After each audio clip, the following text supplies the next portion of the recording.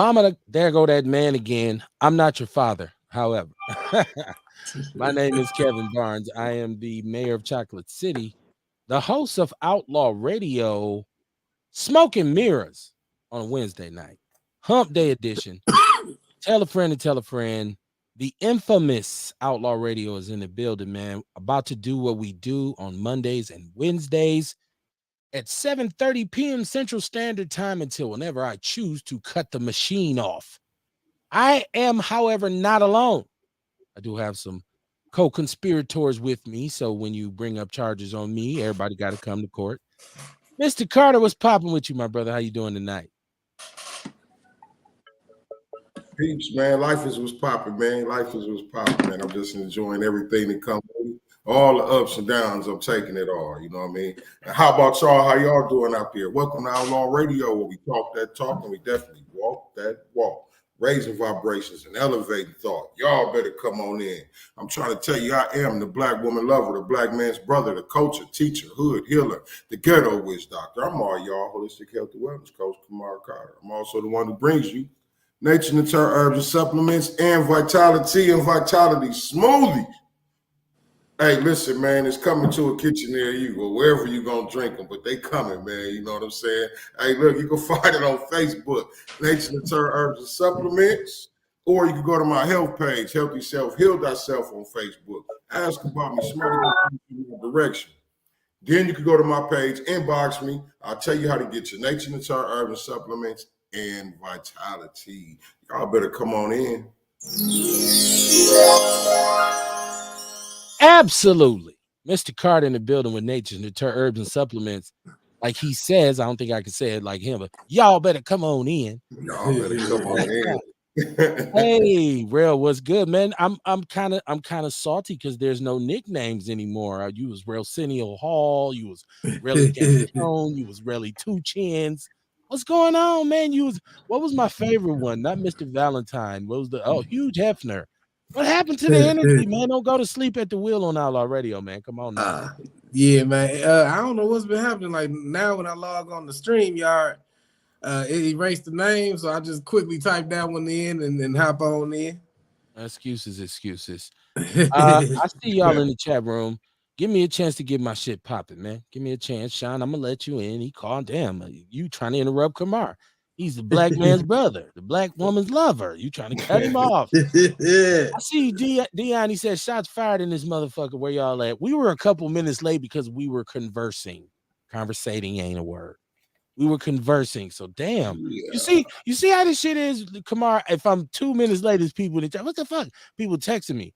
I appreciate the love, man. Shout out to y'all, man. I love it. I love it. Good problem. Listen, the only way this thing will be official is if the people choose it. So that means share the show, right? People always talk about go here, go there, go here, go there. No, y'all share the show. Share the show. Put it wherever you can and let people hear the message. And that's the way we're going to get the traction that we need to make this thing happen. But yes, man, is Outlaw Radio Smoking Mirrors. Like I said, normally we do this on Mondays and Wednesdays from 7 p.m. until 9:30. Mondays and Wednesdays. It's on my Facebook page. I have a YouTube page. It's crazy to me when I talk to people who I've known for a very long time and they say, "Hi, I see your show." It's like it's the easiest shit in the world. But for you remedial motherfuckers, right? There's a number associated with the show. 262-202-5131. Once again, it's 262-202-5131. If I said it too fast, then look at the bottom of the screen because it's slowly scrolling across the bottom along with the Cash App. I'm not putting money in Cash App. I don't save money in Cash App, but you can damn sure donate until they cut that shit off, when they cut that machine off. But man, this is Wednesday. This is the Hump Day edition. We're a lot more topical on Wednesdays. We're more poignant, right? So understand that subtitle meant something. We're gonna get into that. But once again, share the show. Shout out to you, Jesse Paris, Shay and Kruma. I see you. Now that we've made our introductions, Mr. Moore, if you'd like to call in and be a part of the panel, you can do so at this time, right? Like, so, like, damn, can we get in? Can we set the table before we start eating. Everybody just eating out the pot. Wait until we set the table. So let me do this because damn. Mr. Moore was popping, man.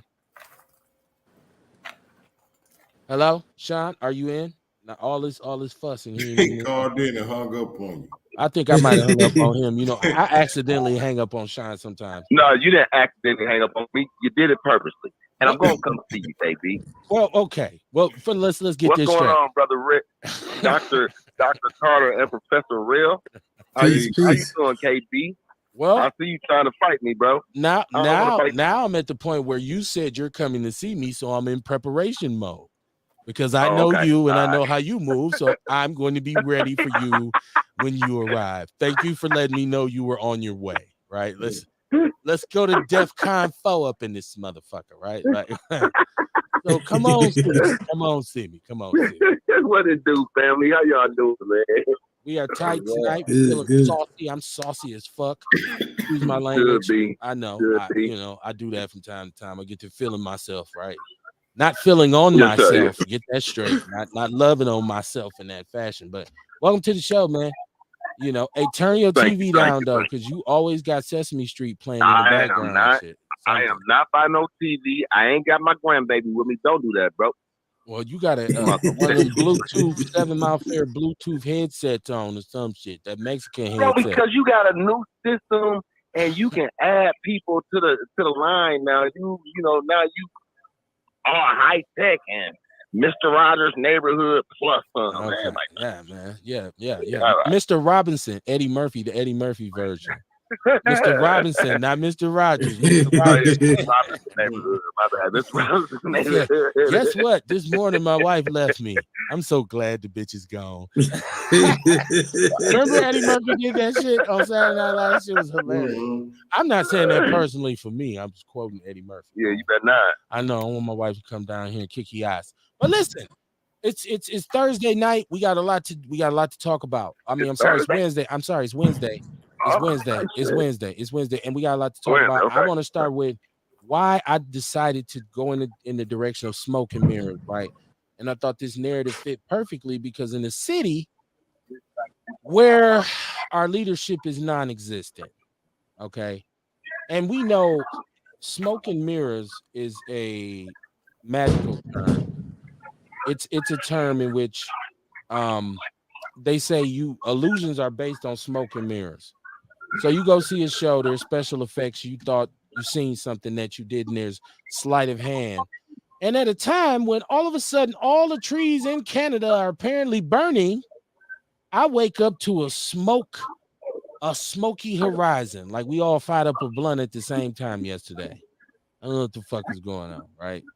But then I found out. So when you talk about air quality, this is air quality. We talking about air. Listen, y'all, we talking about air. You need to breathe, okay? You need to breathe, first of all. And so our air quality is at 228, right? I believe it has to be somewhere below 48 or something like that, 22 to be consumable for humans, right? So then I thought about the deception of we're really trying to fix Milwaukee and help people. We're really trying to get these problems sorted away. I said, damn, deception, smoke and mirrors. So that's how I came to it. I mean, you could either call me an evil genius or just a dumb son of a bitch. Either way it goes, as long as you spell it right, I'm cool with it. So the smoke, man, the smoke. Did either one of y'all get out to witness this smoke, this hazy horizon? Like, did y'all get to see that? I ain't scared of no ghosts. Okay. Yeah, I got out there, but I'm gonna tell you, man, really, it's weird because like I really didn't. I was out yesterday morning and didn't notice shit. Like, you know what I mean? And then I looked on Facebook and everybody was talking about it, and I still didn't notice nothing. And then later by the evening time, I saw the news, and the news like, yeah, you shouldn't go outside, you shouldn't do this. Then my throat started feeling a little itchy. Uh-oh. Man, that's some bullshit, dog. But today I ain't had no problems with it today, though. Fortunately, I haven't. Well, today it's supposed to be subsiding, and by Friday they said it'll be gone. Today was a lot more manageable than yesterday because I consider myself a tough guy. And sometimes worried about no goddamn smoke. I smoke every goddamn day. I went outside. So, oh shit. I'm like Kamar, my throat a little itchy. Let me get my ass in the house. My Yeah, what's eyes is going on burning. here? What's Right. going on here? Real, I seen in the word mob. Shout out to the word mob. I haven't said that in a while. The word mob is us. That's Outlaw Radio. Word mob. We got this group. We got this little chat. The word mob outlaws. I seen you said in there. I'm not fucking with this air pollution. I called in. Hell no.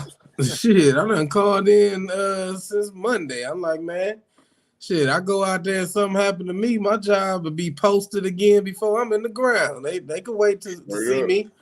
I'm Right. debating about going tomorrow. You know what I'm saying? But they said this shit ain't really clearing up till Friday. So shit, they might not see me till Friday, cause man, like my allergies and shit been juking for the past week or so anyway. And now with this shit going on, it's like, damn, maybe it wasn't the pollen and shit in the air fucking with me earlier this week. Maybe I was already getting a little remnant of this smoke and soot and shit. Yeah, yeah. It's crazy. Shout out to Alexandria Brewer. Welcome back to the show, my sister. She said, I feel like I smoked three packs of Newports.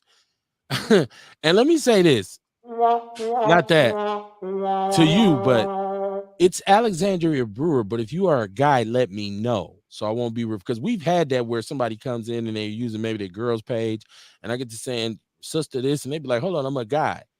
Right. Case in point, my brother Dion, Rosalind Edison, 48. Rosalind. Right. It's Dion.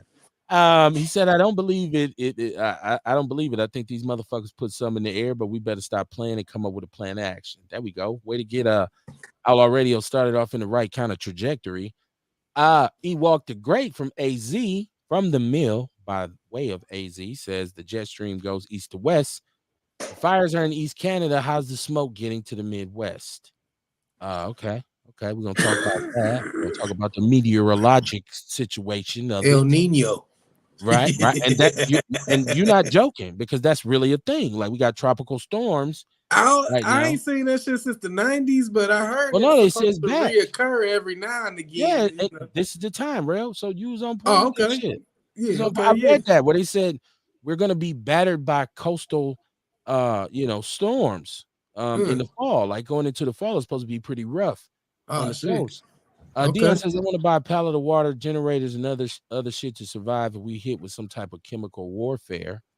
Yes, sir. Okay, Alexandra. She said I'm a lady. I just want to make sure because I don't know your pronouns and you know what I mean. So you get to talking to shit now. Yeah, sister, dude. This is my girl page. I'm rocking. Sharon Evans, how you doing, my sister? Welcome to the show. Another piece of our outlaw family. She says Alexandria is a female with the what that says? Fi ending? Ra ending? I can't see it. IA ended. Yeah. Alexandria. Well, I don't know. People have aliases. Dion is Roslan with an N. Man. I just asked for clarity. Excuse-moi. But yeah, so we got this cloud, and I'm always looking for the meaning behind the meaning behind the meaning. So maybe this was a way you thought for these Magnegroes to take their asses in the house and stop tripping. And to a certain point it was, but to a certain point it wasn't, because what we are faced with now is an infant has been shot every day this week. Damn. A child has been shot so far every day this week. We have talked long and hard about crime and punishment. This is what we do on Outlaw Radio. We talk the tough conversations. And we have those conversations, whether or not they make you uncomfortable or not. It is what it is, whatever, right? But so the time is now for some real harsh kind of discipline, right? I need mandatory minimums. I'm gonna be the first one to step out there and say it. I've had enough of habitual line steppers, and y'all tell me, I know it's cool. I know we like to, thug shit and woo woo. I represent this. I'm a real nigga and da da da da da. I'm here to tell you that bullshit is passe. It's done. Stop it. Stop it. You living in a dream. You're living in a fake world. And this world is not given to those who want to kill, steal, rob, violate, discriminate, segregate. It's not for them. It's for good people. And when children are dying, it's everybody's fault. It's white people's fault. It's black men's fault. It's black women's fault. It's white women's fault. It's Arabs' fault. It's everybody's fault when kids are dying, right?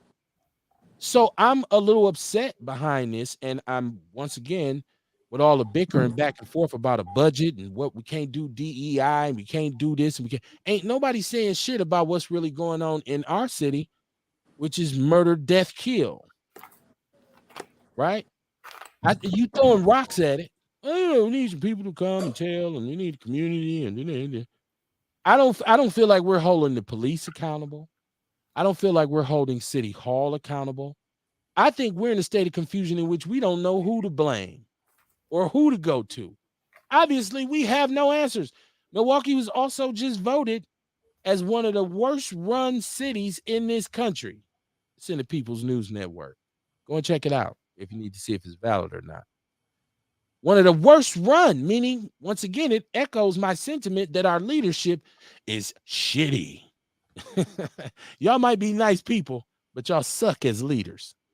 Let me get that out the way. How in the fuck are you an elected official and I say, what we gonna do? And you look at me and say, I don't know, what we gonna do? What the fuck? You it's like going to your mom and saying, Mama, I'm hungry. And she say, me too, motherfucker. What you say? Like, it's damn, ain't no traction on up here tonight. We got to figure something out. Y'all let me know. 262-202-5131 Outlaw Radio chat room on deck. Like I said, you're Sharon Evans, you're making a great point. But you're gonna raise the sales tax 2%. First of all, the fact that Milwaukee is at a fiscal cliff is not our fault as citizens of Milwaukee, because we go as we need, as we're told to, right? If you live in this city right now, you got to understand that there's county taxes, city taxes, state taxes. You taxed up your ass crack. There's a tobacco tax. There's a wheel tax. There's a luxury tax.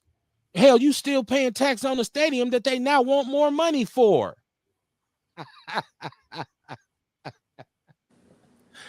You feel me? Do you see how dumb this shit is? And on top of this, now you're saying give us 2% more because we broke. Well, I'd like to know what the fuck you've been doing with the money we've been giving you.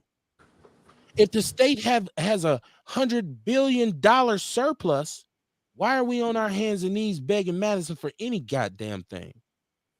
If we're going to be honest, Milwaukee make this boat float. Without Milwaukee, Wisconsin ain't shit, because you ain't got no cows. You don't lead nothing in cheese. What the fuck is you good for? Hunting and fishing? Get the fuck out of here. Minnesota and Michigan outdo you, and Canada's right north of you. Thank them for the bonfire. But I'm just upset. So I'm on my black soapbox. So, I just feel like while we arguing about we don't want no more DEI, ain't nobody saying nothing about what the fuck is going on in Milwaukee. How y'all feel, man? Let me step down. Let me woosah. Hey, wasn't them towns over there though? They was just sweating Milwaukee about using getting Lake Michigan water from Lake Michigan. We sell water to people out of Lake Michigan. That's what I'm saying. So yes. Raise them prices then. Yeah. They don't want to fuck with us, raise the prices. And once again, I say to you 3,000 city workers who work for the city of Milwaukee who skated out once Skippy Walker got rid of the residency requirements, you live outside of Milwaukee, but you working in this motherfucker. And so when we talk about tax revenue, let's tell them y'all got to move y'all ass back if you want to have this job. You want to work for this city, you got to live in this city, right? It's like if you want to rep my neighborhood, you got to live in my neighborhood. Fuck, you gonna come from Cedarburg talking about, man, I'm down with the hood. No, you ain't. You live in Cedarburg, motherfucker. What are you talking about? Catch my chat room, y'all. I'm a little upset. My blood pressure be high. Let me see. Sharon said they do suck, every one of them self-serving suckers. She said they do suck. Our leaders, motherfuckers on the golf course, bruh. Listen, I ain't got nothing to do. I ain't got nothing against you having a good time. I really don't. But when my city is in a crisis like this and you on the golf course out there looking like fake Tiger Woods, I ain't gonna say no names. Motherfucker know who he is. You on the golf course having a good time. Motherfuckers getting shot at Juneteenth. Fuck you so happy about? What's going on, Dion? Hey, how you doing, Kev? Hey, Kev. Now, I can't remember, was that this week or was it last week? It was one of them days, and then, you know, when we bring up the excuse that we was in slavery and this, that, and other, I want you to understand, man, Milwaukee and every city, God damn it, hold on real quick. Let me go sit in the truck real quick. I was trying to get out here. It didn't start blowing until I got out here. So Milwaukee is a predominantly African-American city. They're not going to do anything for us. They only going to give us enough to survive. You understand what I'm saying? I mean, in real life talk, because see, that's why I be telling people, man, I don't think, and I'm not saying you and nobody else, but I don't think a lot of people really understand the severity and how deep it was when slavery was abolished and it was 4 million Africans supposed to live on their own. You understand what I'm saying? Believe it or not, when they did what they call Reconstruction, this was a plan that was implemented 2, 3, maybe hundreds of years ago. Once we were free from slavery, they knew they was not going to let up on our necks. Look what they doing down there in Jackson, Mississippi. You understand what I'm saying? It's down there the apartheid down there. Milwaukee, just because we live here, I understand it's for us to focus on Milwaukee. But we're not the only majority African-American city around the country that's going through a budget crisis as far as... Right, okay. Go ahead, Kev. You understand what I'm saying, though? I get totally where you are. I do. These people, we basically, us that live in the city of Milwaukee, it's like we living in a snow globe, and they shake it up. They're not going to do anything for us. But hold on. They're not. They refuse to. Let me make this point to black people. One of the things that I've recently learned in terms of healing, in terms of therapy, in terms of dealing with trauma is you got to let go of the past. You see, a lot of people think, hell, if I'm going to get over it, I need to go and confront my past. No, you don't. You need to let it go. You need to let it go. I understand slavery. I understand Jim Crowism. I understand a lot of shit. But what I understand right now in 2023 is that we got a black mayor, a black county executive, a black police chief, with a black alderman. We have a black sheriff. We have black people in so many positions that this is to me, this is separated from slavery. This is right now. This ain't going back to my molester confronting him. I've moved on. This is right now. Right now, and I don't have a molester for anybody that's micro listening. I don't have one. I'm making it. It's a metaphor. But the thing about it, though, Kev, like I was explaining, you have to envision it. Just to see the times is right now, but it's still things is going on. You don't think back in those days they had an overseer of the plantation that was African American? You understand what I'm saying? We're not talking about the master. We just talking about the overseer. It's many cities around the country that have had first African American mayors. Look at Detroit with Kilpatrick. Look at Gary. Look at Atlanta. You want to look Chicago, Harold Washington. The list just goes on and Harold on. Washington was a good man. Harold Washington was a good mayor. Good mayor. We are basically, like you said, we have a surplus in the state.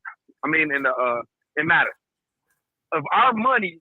Because Milwaukee, like you said, 40% of Wisconsin's income come from Milwaukee. That's our money. But look how they doing us. They like, we don't care if it's your money. We gonna put stipulations on it. That's just like a sharecropper. You go out there all season. You work. The master tell you, hey, you got this from me. You got that from me. You owe me this. You owe me that. We gonna put stipulations on it. You like, what? I did this. I did that. No, we paid. You understand what I'm saying? See, that's the whole totally thing. Get what like you're I saying, said, but I don't want to keep reminding people about slavery because I need for them to live in the now. I need for black people to stop even thinking about slavery. Listen, all you black people out there right now, stop thinking about slavery. Let the shit go. Listen, we got to focus on 2023. You got to let that shit go. And guess what? Even though it's now, we got the flying planes and everything. It's like it's 1863. It's we not still live in a plantation. 1863. No, it's Wait, listen. We still live in a plantation, No, which we is the don't. city of Milwaukee. I don't live in We a got an plantation. overseer. I don't. See, that's why I be saying. See, that's why no pun extended towards you. But see, that's why I be saying, well, we have to look at that. The city of Milwaukee is a plantation, regardless whether you want to look at it or not. You know It's what? the majority. The only reason it ain't no plantation. Dion. The only reason it ain't no plantation because we not forced Dion. into labor. But it is though. Dion. You know who would tell you? Go ahead, Garrett. Go ahead. You know who would tell you Milwaukee ain't no plantation?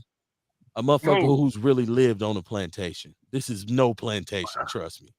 And if you want to think about it in metaphorically, I hear what you're saying, but I want black people.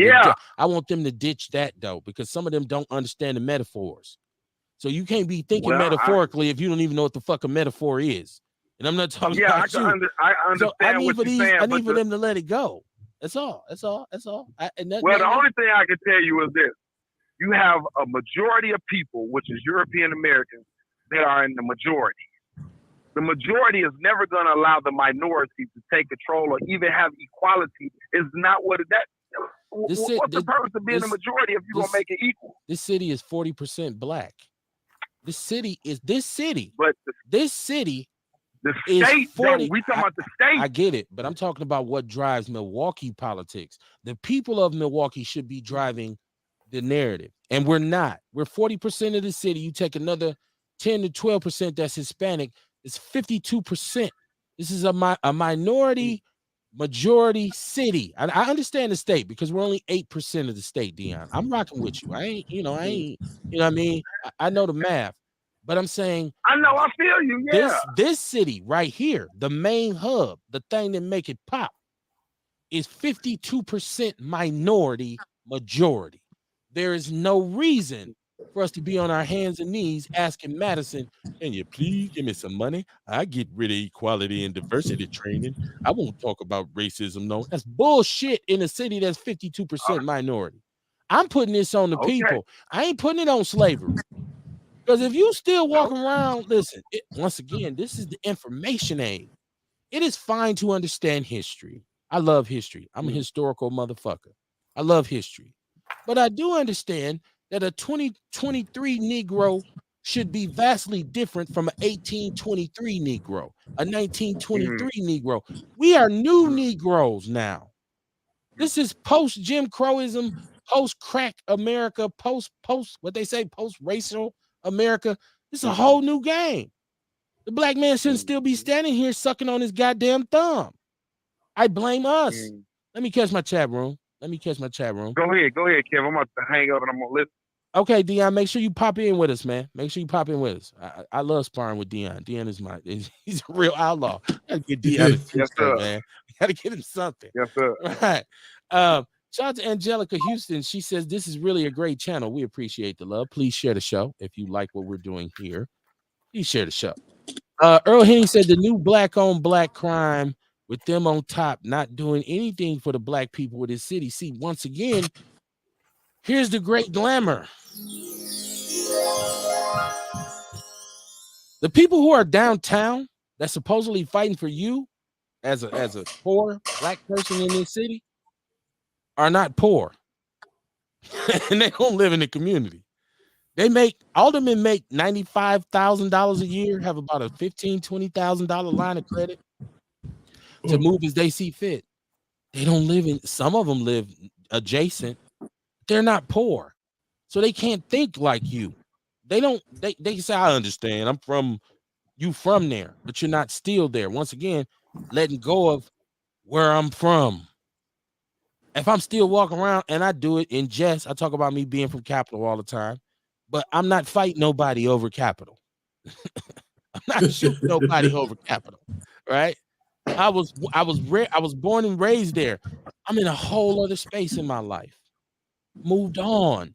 And this is what I want black people to stop is paralysis by analysis.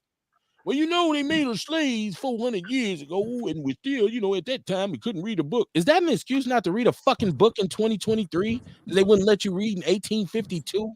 I don't think so. I'm saying to my own people, pick up a fucking book. Start reading shit that ain't about Beyonce and fucking Jay-Z and all that bullshit. Start putting shit. Kamar gives me this all the time. Your body is gonna respond of how you treat it. If you put good things in it, it'll reward you for it. Your brain is the same way. If you fill your brain up with bullshit, you're gonna find yourself on some bullshit all the time. Talking about some bullshit, hang around some bullshit ass people, listen to some bullshit music, eating bullshit food, riding in a bullshit car, living in a bullshit ass house. Is that too many bullshits? I don't know. I think I may have just broken a record. I think I might have said bullshit like 7 times in a row. I'm just saying, man, I'm tired of I'm done with excuses. When I see a community that's in the state right now, because we just had this conversation the other night about somebody killing somebody and say, oh, well, what are you about to do in Chicago? People gave this dude every possible way out for what he did instead of just saying he was out of order. He got what he deserved. Yeah. Listen, he probably got family that's ready to ride, probably got homies who love him, whatever. For what he did, and for every action, there's a reaction. And for every decision, there's a consequence, right? Y'all see the memes that say went in there for a cheesesteak and he left with wings, right? Wings. Went in for a cheeseburger, come out with wings. That brother got a wing dinner. It's crazy. it's And you see that the mother is now suing the city of Chicago. She had a press conference, and there's a lot of misconceptions about the case. And we heard them all on the show the other night, and I was very happy that I could get her part of it, in which she straightened out. She said, I did not text my son and tell my son to bring no gun nowhere. My son was in the car. I had my gun in the car because I'm a licensed firearm carrier. My son saw the trouble, came in, and shot him. Or now people say he ran. Once he ran, well, just because that means you can stab me and run and can't nobody do nothing to you. I don't give a fuck if you run, if you stab me. I'm going to try to get you back. So people made up every mistake, every excuse for this dude instead of just saying, hey, man, shit. Motherfucker got what he deserved. Oh, man, he probably think about his situation. Think about his life. Think about what was going on with him. Why do I care? No. Why do I care? I'm like, no. I'm not doing that. Right. You got to put your finger up when you said, though, Kamar, like this. No. Right. Say it like that. And so that's a mirror of our city in which I see, and I understand they're young people, but you got to teach them somehow. You have to teach them somehow. And I think Ruben Anderson said he felt like the mandatory minimum should be, if you get caught reckless driving, you got to do a year minimum. If you take somebody's life, you got to do 10 minimum. It's a mandatory minimum. I don't feel like that's wrong. I don't. It's too many habitual line steppers recommitting crimes when they got a bracelet on their foot. Little buddy at Juneteenth was on a bracelet for a previous gun crime. Little buddy who swerved into the bus and tore his partner's torso in half had just caught a case for stealing the car. There's a pattern here. The question is, what are we gonna do about it? Mr. Johnson, you only had 2 years. Our affable, friendly, engaging, understanding mayor, Mr. Johnson, you only had 2 years. Time is ticking, boy. Time ticking, boy. It's time for black people to stop having a short memory. Because in a minute, you're going to be trying to pander to us for votes. When we say, but check this out, bro, under your watch, the city hit a fiscal cliff. We got our credit rating downgraded. We smashed a homicide record. We had to bow down, bend over for Madison. And Master Lock has left along with several other jobs. Bro, you got all F's on your report card. You got all F's. Mm-hmm. What's going to be his victory? What is he going to say? Tell me right now, if he was to run again, what would it be his campaign slogan? MPS is shittier than ever, right? Okay. The health department leadership still got turnover. We don't know what the fuck going on at the health department. You didn't come with a comprehensive plan for the lead pipe laterals. And it seems like to me right now, you done fucked off that COVID money they gave you. What happened to the COVID bread? Man, we're supposed to be some bread laid down from the COVID shit. But you said we broke. Next year we'll fall over the cliff. The county's broke too.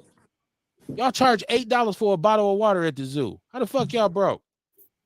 You got motherfuckers got lions and tigers and bears on vegetarian diets, but y'all broke. Come on, man. I mean, I'm just saying. I don't want to be the one to call a spade, but you know, white power. Sharon Evans, she said, I feel for the young man because to be that young with the emotional burden of someone's death, you know, and that's part of it. That is that this very event is going to change his life forever. But I hope he realizes I did that for my mama. Yeah, I did that for my mama. I didn't you do that it shit for the for right no reason. You know what I mean? It ain't gonna weigh on you so much. What? I didn't do it for no block. I wasn't robbing nobody. You know what I mean? I wasn't in no fight. A motherfucker was punching the shit out of my mama, and I murked him. I hope the therapist that he goes to says, it's not your fault, Laquan, or whatever the fuck his name is. I hope that that's the case. Or else he needs a new therapist.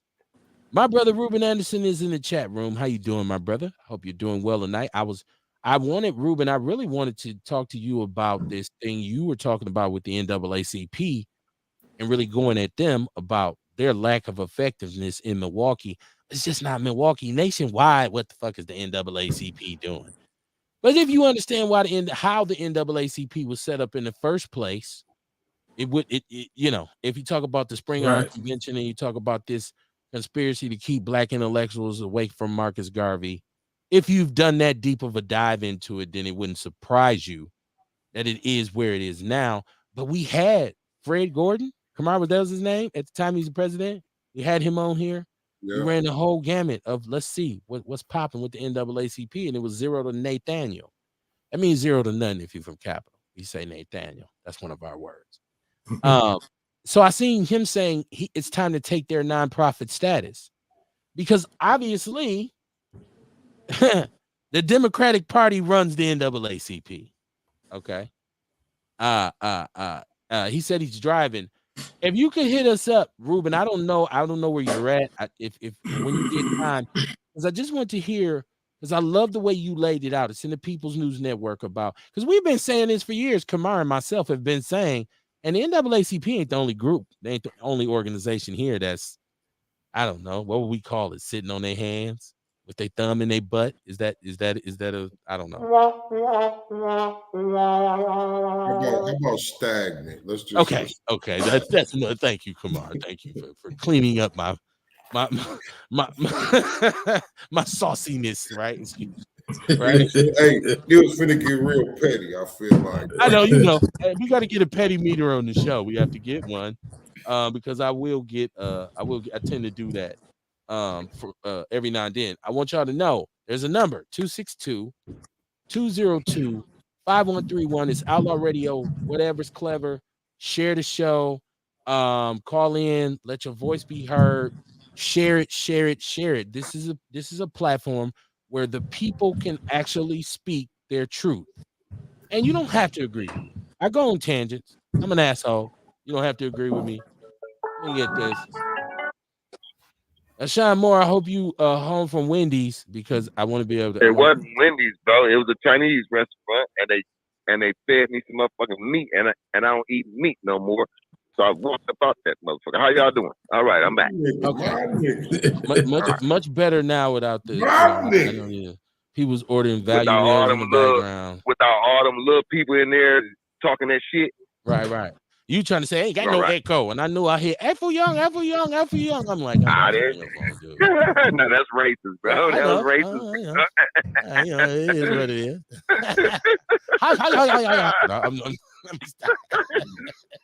What's going on, man? What's going on? I almost karate chopped that broad too, man. Gonna bring me that shit. You got meat all up in it. Oh, you a vegetarian as well? Man, I just ain't got a taste for it no more, dude. Okay. I really don't, man. It be making me, I be feeling nauseous after I eat meat, bro. Yeah, come on to the light. Okay, there you go. Yeah. Because I'm gonna like my grill. right? And it's gonna be ribs and all kinds of shit. I don't feel nauseous or nothing. I'd be cool afterwards. And that shit is good. I feel nauseous if I don't eat. Like I'm like, oh man, I You need so to eat a fucking rib or silly. something, man. God damn, stomach empty. Let me see. Let me catch the chat room. Ruben's everywhere. He said he's in New Mexico. Yeah, man. Ruben, just hit me up, man, because I really we have gone we had Fred Gordon on, and it was some years ago. It was such a classic show because I think he was under the impression that I don't do my research. And shout out to him because I don't think he's a bad dude. He was just in a precarious position as the leader of an ineffective Stagnant organization. group. A Right, right, stagnant group. right. Stagnant. Kamar said that's what we're gonna call him, stagnant, right? And so I wasn't trying to press him, but I was asking the questions that needed to be asked. You did it. And he, thought he could kind of defer and deflect a couple times. And I was like, nah, well, I've been to the website. Actually, I printed it off. This is when we was all in the same studio, too. I gotta remember Yeah. this. And I You was like, can't well, I really actually tell them printed off. people full of shit. Yeah. I had all the shit, and he was just kind of like, this motherfucker right here. Like, so because if you're sitting in Milwaukee right now, you're supposed to be doing something and you're not doing it. I want you to leave. I want you to leave. Is that too much to ask? How you gonna kick somebody out the city, bro? I'm not kicking Yeah. them out. I'm just asking them to relocate. I can't effectively show up and make you move. I'm just suggesting that you find another home. I mean, because what is your purpose? Right? So we have all these mechanisms. We have all these mechanisms in effect in the city, and people have titles, people have jobs, and I look at the city and I say, damn, is anybody doing their goddamn job? Listen, it's so bad when you can watch murder go up, crime go up, opioid epidemic in the sky, murder up, reckless driving up. Did this nigga just flush the toilet on the show? Did this nigga really just get off the toilet on the show? That sounded like a toilet to me, right? And that wasn't one of my special effects. I'm gonna need for you not to take a pee break during the show. But when you look at this situation with our city where everything is utterly horrible, then you have to look at the people who are in charge, right? Am I wrong? Is it they workers' fault? We have a listen. Well, you know what though? In a way, man, we can't put it all on, all the leadership, right? Because in order for us to have effective leaders, they have to be led properly too. A lot of times we get frustrated and we give up, right? We say, fuck it, I ain't gonna sweat them motherfuckers. I ain't gonna try to make them do nothing. And no, once we give up and say, okay, we don't give a fuck, then they're gonna run rampant. Okay, so and this is why I say I thank you. That's a good point because I wouldn't totally put it on them, but I think shit rolls downhill. So if the motherfucker at the top ain't doing shit, the motherfucker at the bottom ain't doing shit. Now, I just as a teacher, I knew when I taught school that if I was on some bullshit, the class was gonna be on some bullshit. It was my job to lead the classroom.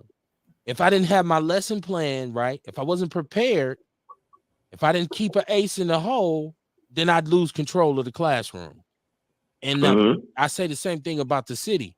Y'all spinning y'all wheels. We're gonna pass this, but then we're gonna sue. Well, first of all, when we talk about y'all suing, let's get down to this. When we talk about y'all suing, who money you gonna use to sue? Y'all ain't gonna ante up on no lawyer. You're gonna spend taxpayers' money to do this. And then there will be extended litigation because the city has its own lawyers. So now we talking about years and years of court battle that you still probably won't win because of the nature of our legislation and our legislators, which is Republican dominated, right? Not that Democrats are any better, but the Republicans tend to move how they move when they got the joint. They ain't fucking around. If we got to meet at 1 after those niggas are asleep, we'll meet at the late night session.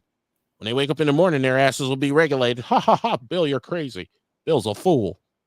Right? That's how they talk when we ain't around and shit. I know they do. Stop fronting. Sharon Evans said you flushed in the toilet. It must have been the Chinese food. Oh shit, Sharon Evans with a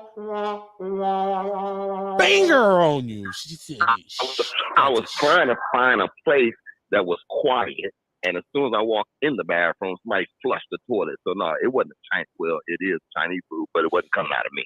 Shit. Well, we don't even need to know you that well, so it's fine. You didn't have to explain. I just I thought she hit you with one. So I'm saying there's a lot to be frustrated about in the city. And I get it can't be all the leaders, but I think I've already put the weight of a lot of this on our backs as a community. I believe I'm distributing the bullshit equally, because I said the people play a role in our community, and our community plays a bigger role than they even know, because we're sheep. We're sheep. We ain't doing shit about nothing. What's the outrage? What people upset about? What people upset about right now? More people had an opinion about the Chicago shit than voted in the last 5 elections combined. Right? Motherfuckers was on that shit. I mean, Facebook was a buzz. That's some bullshit. Suki Hana is doing a concert in Detroit and she let some girl lick her butt, and it was viral. But people ain't even talking about this budget bullshit that we dealing with. I'm talking about Milwaukee people. Right. You say you worried about the wrong shit. You worried about who got beef in rap. Who gives a fuck who got beef in rap? When you got a city, well, I'm not going to say it's failing you. Somebody straightened me out on that one time. They said it's doing what it's supposed to do to you. It's working. The system is systeming. Yes. It's systeming, right? But what I get mad at is that we keep playing the same role. We're continuously cannon fodder, and we don't mind. We don't try to change it. Now, Dion said Milwaukee is a plantation. I wholeheartedly disagree. And like I told him, I think the only people who could tell you that is not a plantation is somebody who done lived on a plantation, right? And so I have to defer to my mom, who grew up in Jim Crow, Mississippi, sharecropping. And she would always explain to me that, hey, it ain't the best place on earth, but believe you me, this ain't no motherfucking Mississippi. Right? So according to her, that was the worst place for a black person to ever have lived in the history of niggerdom. She said ain't nothing like Mississippi. Oh, fuck, Texas, Alabama, Arkansas, Mississippi was a whole other piece of work. So Milwaukee is not a plantation, although a lot of our people act like they are living on one. There's a tremendous pride for field niggas. We love it. I'm a field nigga. This is what I do. I'm a field nigga. I'm a field nigga. I say that shit. I'm a field nigga. We happy to be downtrodden. It's a badge of honor for us. I was a free nigga. Right. Ooh, there we go. That's what we should be saying. Right. Or I'm a nigga who trying to get free. Straight up. I'm saving my nickels. I'm trying to buy my freedom from this sumbitch. And he making me earn it. Right. But that's a better position to be in than, well, I just go out every day and pick his crops. Fuck it. I do what he tell me to do. That's what he said do. That's what I was going to do. Boss, is we sick? No, motherfucker, you're sick. I'm straight. I ain't fucking with boss. Earl Henny says Milwaukee is running across 27th Street Bridge blindfolded. You know what? But that's a great kind of thing where the 16th Street Viaduct, like, I don't know if people are familiar with the classic joke. What's the longest bridge in the world? It's the 16th Street Viaduct, because it's separate. I mean, it connects Africa and Europe. That's what they say about the 16th Street Viaduct. Of course, now the South Side is a little bit different. Don't get me wrong. The far South Side is still a very strong white power hold. South Milwaukee. Y'all forget all about South Milwaukee, not the South Side, South Milwaukee, which means no niggas in Spanish, if you look it up. I'm sure in some book, if you look it up, what you mean. I've been to South Milwaukee. When the last time y'all drove through South Milwaukee? Yesterday. Okay. I'm always over there. Okay. Not the South Side, South Milwaukee. Yeah, man, listen, I'll be in Cudahy. Okay. There we go. Then you know. Yeah. You up on your white peopleism, right? Right. And you know, even West Dallas, when they don't want nothing to do with us. They'll let you know they don't want you out there. Right. And so we know that element still exists. But I just don't get, once again, how 40% of this city is minority and we still taking the banana up the tailpipe and going along easily. Listen, once again, I just said something. I don't even know how outraged people are about it. There's been a child shot every day this week, a baby. There's people, motherfucker from Florida was asked to babysit her friend's kids. She brought them to Milwaukee and left them in the park. Like, fuck it, this is where they don't give a fuck about their kids at. Right? So mothers, kids dying because of neglect. We used to always talk about the infant mortality rate here in Milwaukee, which I don't know if it still is, but at one point it was on par with third world countries. Huh? Not in America. Not in modern day America. Because we giving money to goddamn Ukraine. We bringing immigrants and refugees in, and you telling me it's nigga babies dying like that? Oh my God. Some ain't right. Some ain't right. But when we gonna do something about it? When we gonna do something about it? And I'm not talking about burning shit. I'm talking about saying, you know what? We got to start regulating these motherfuckers. We got to start regulating these people that we put downtown, and then we got to start regulating each other. We got to start telling each other when we on some bullshit that it ain't cool. Man, freeze that bullshit, man. You come on, man. Stop. Instead, it's real nigga shit. And that nigga don't play. Do the real nigga. Why? Because he'll shoot his pistol. That makes you a real nigga because you'll shoot another black person. But your ass will not shoot a cop.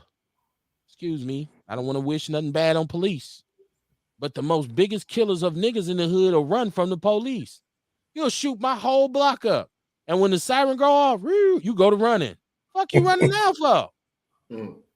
Why you got guns? You just shot the whole block up. You go to running. But you a real nigga. See the fault, you see the flaw in this fucked up mindset, right? You see where we're at. That's on us. So I put enough on us, myself included. I ain't gonna just say you people. I'm no Republican. I'm no black conservative. I'm still part of this shit.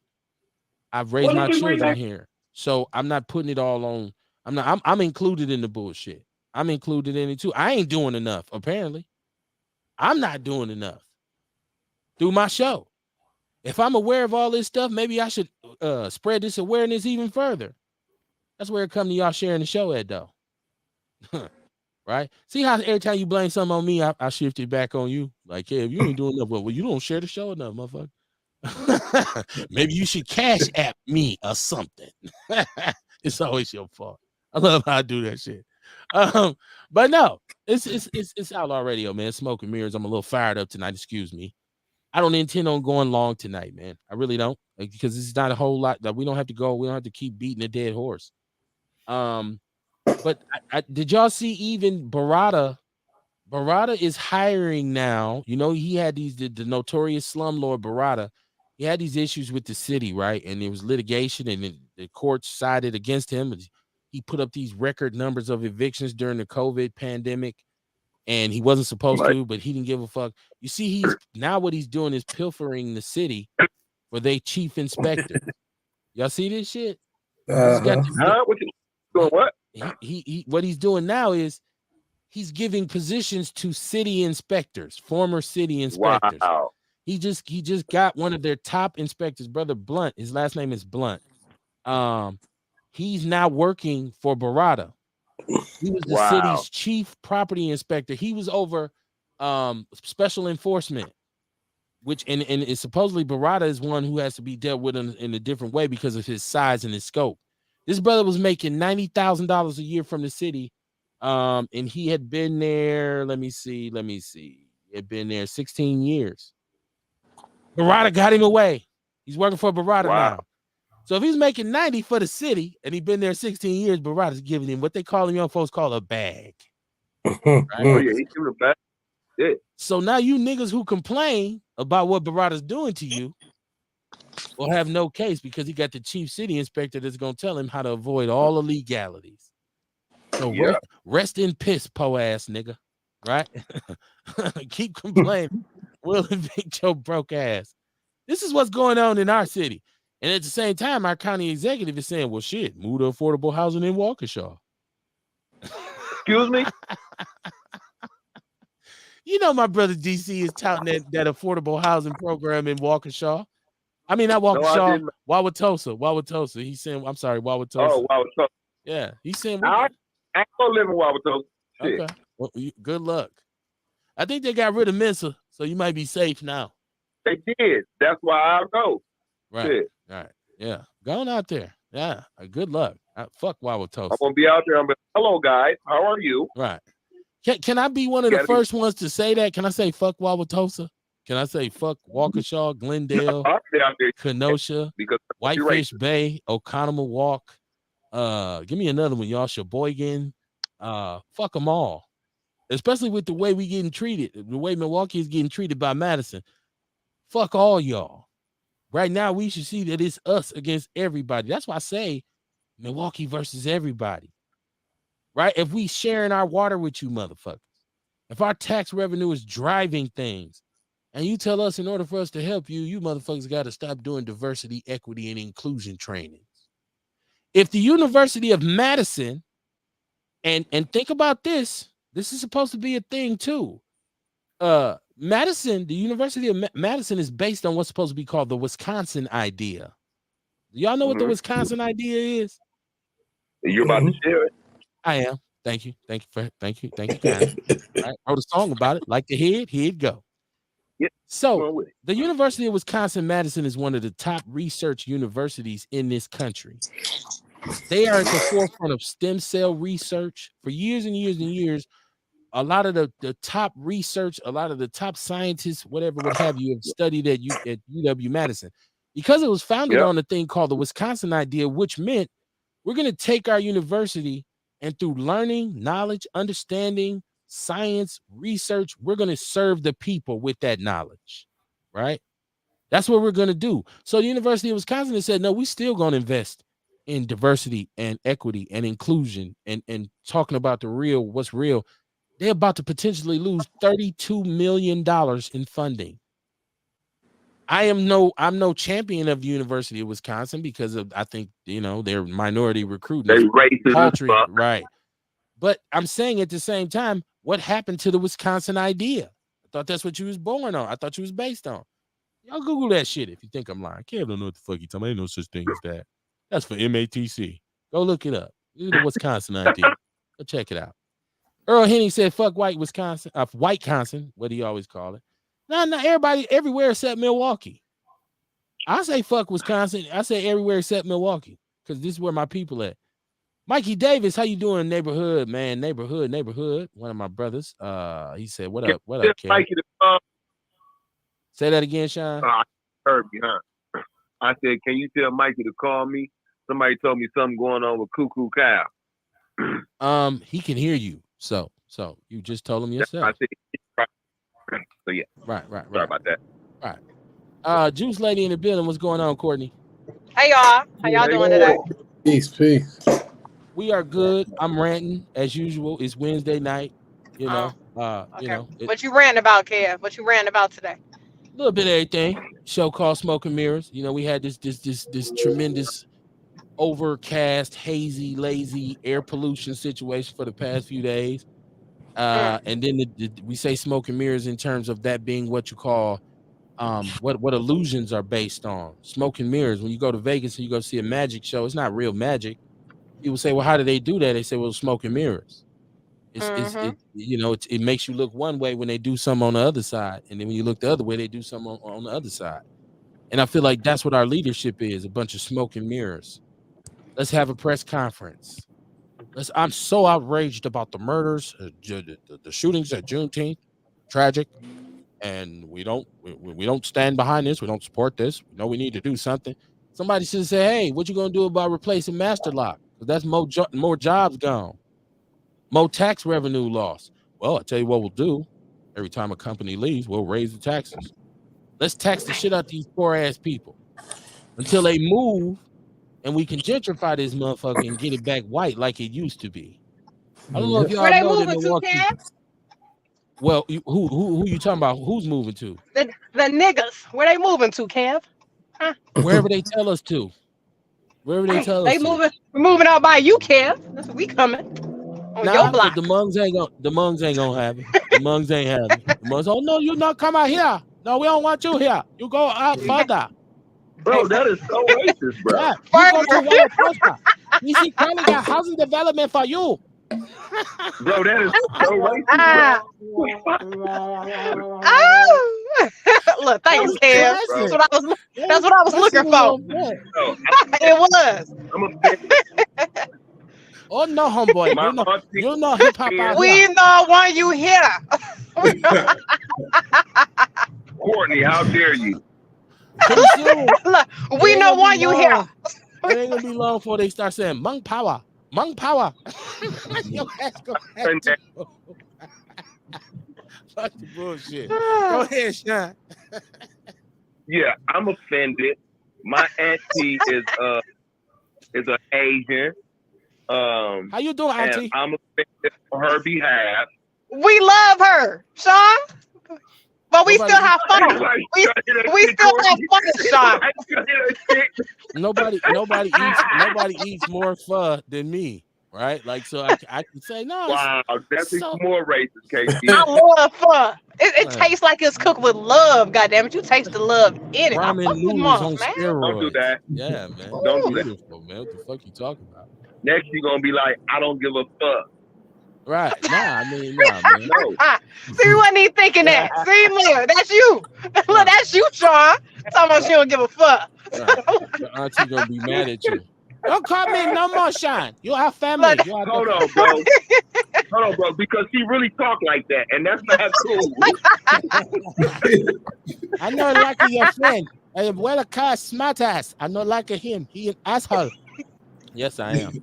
Fuck it, right? I don't have, he said no mushrooms for me.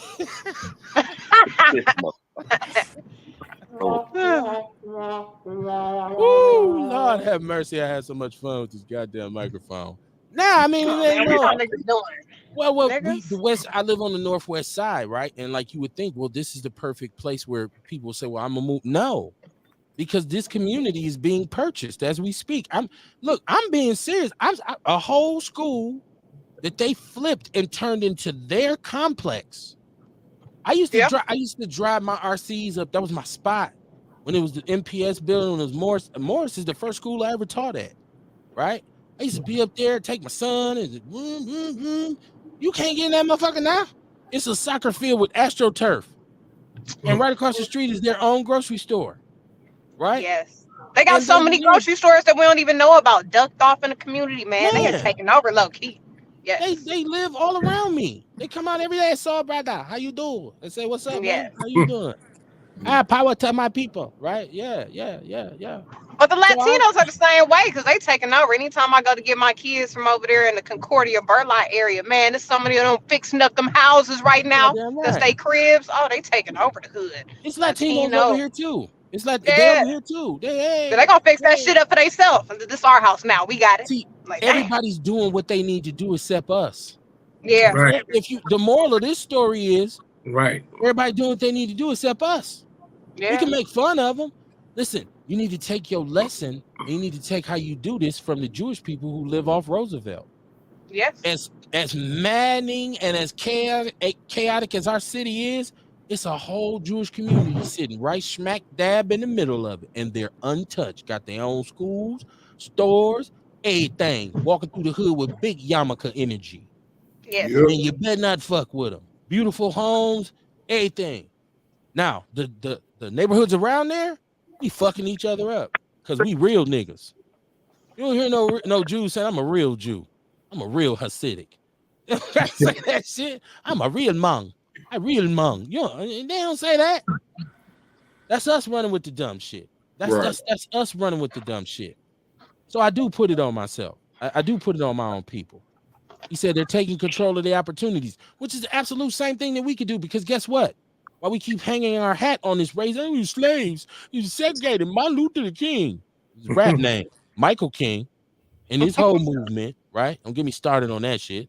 The whole civil rights movement here that we had, we still talking about it. It's spraying us with water hoses. Hmong people like we've been run out of everywhere we ever been, except for the west side of Milwaukee. God damn, we finna build a grocery store. They ain't even tripping on that bullshit no more. Latinos like America took Mexico from Mexicans. They said that's all right. Motherfucker, you need your roof done. God damn it. It was so funny the other day. I seen a minivan and it was Latinos. This is racist too. So turn off if you don't want to hear this. It was a minivan, and I knew I knew it was a lot. It was like Latinos driving it, right? And there was a lot of them in there. And my son turned to me and said, "Damn, it's really true. Like they be really deep, don't they?" I'm like, I just had to throw that in there. I'm sorry.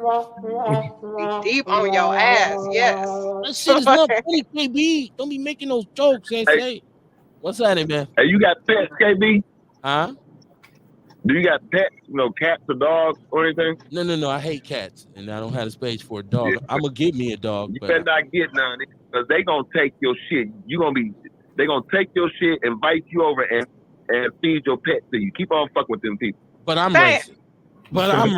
Right? But I'm very racist. true. Right, You just said they're right. gonna eat my cat, but I'm racist. Tell right? Sean about it. Tell him about it. Nah, man. Listen.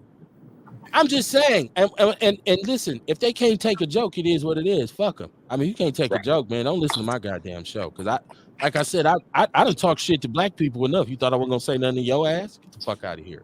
Stop it. Click off right now. It's not for you. Not feel sorry for your mother. I had to throw that one in there. You know, the fallout behind the EBT awards. I mean the BET awards. I'm sorry. I didn't mean to. I didn't mean to. Yes, do that. you did. That was another good. Right. So the Section 8 awards. I mean, damn, the BET awards. There's still a lot of fallout behind it. The domestic violence award. Kev, what was the Reverend Bobby? Why was he even there at the BET award? He went because he wanted to see some ratchet shit. That's why he went. Because why was he there? He had no business there except to see some ratchet shit. Well, okay, so Bobby Jones, right? Yeah, he just want to see some ratchet shit. He liked it. He like You booty gotta hole understand, brown. He did his gospel show on BET for 20 plus years. He really has a connection to the Robert Johnson on BET. And I think he was invited and he said, well, I'm gonna go if it's this 50th anniversary of hip hop. And he wasn't prepared for my coochie pink, my booty hole brown. He knew what he was going for. He know what time it is out here now. He know. But he was just kind of like, what the fuck? Like he ready to say, I watched the video. I seen him smile and everybody was like, this is disrespectful. I kept looking at his face. He was joking and laughing. He liked it. He like, hell yeah, these hoes. If you've ever watched him, I'm not so sure that was his preference. Right. Maybe that's why he was laughing then. He like these hoes crazy. I've really been disgusted by this shit. Like, ew. What is they doing? Like, no, why they put me over here? Like, I'm making an assumption. I'm just saying. The brother wore a lot of glitter on Sundays when he sang. I'm just saying. But the whole message is, well, people were saying, well, you know, they should have done the better job at people like esteem people who came and, you know, they should have put them away. But I'm like, nah, that's the community. Like, he needs to hear that. He can't be living on no island somewhere and he don't know about this. That thugging with his rounds out of town. He gotta hear it. I gotta hear it. He needs to know. My kids gotta hear it. Why his ass can't hear it? Because he sing church songs? No, man, your ass go in the wagon, come too.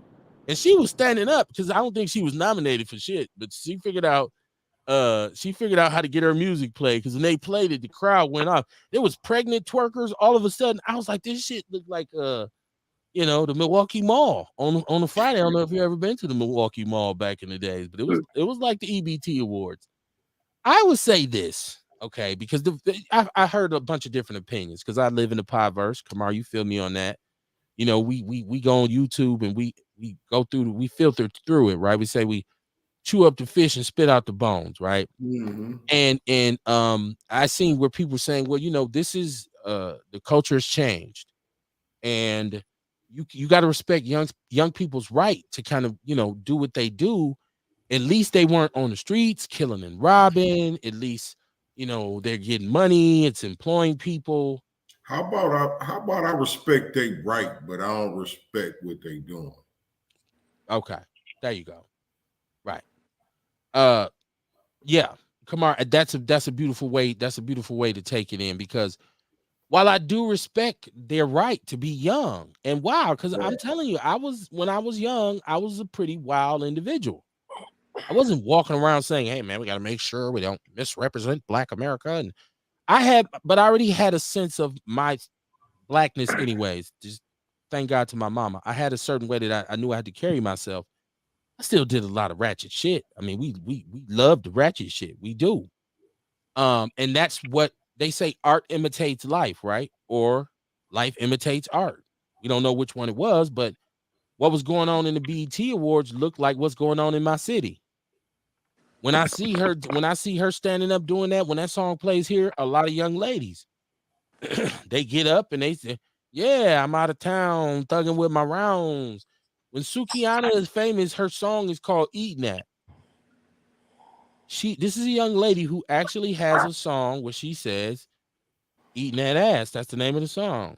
I'm eating his, he eating mine. But it's a hit. It's viral. It's getting way more views than Outlaw Radio. I can tell you that much. Is it viral or virus? It's both. A viral virus, if you will. Yeah. Okay.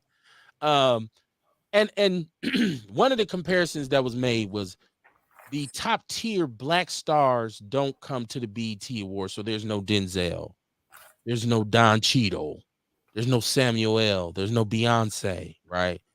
Barack and Michelle don't make a cameo, right? Like, so, but I'm saying it's a shame that we as Black people are that divisive amongst ourselves. I'm too good for that.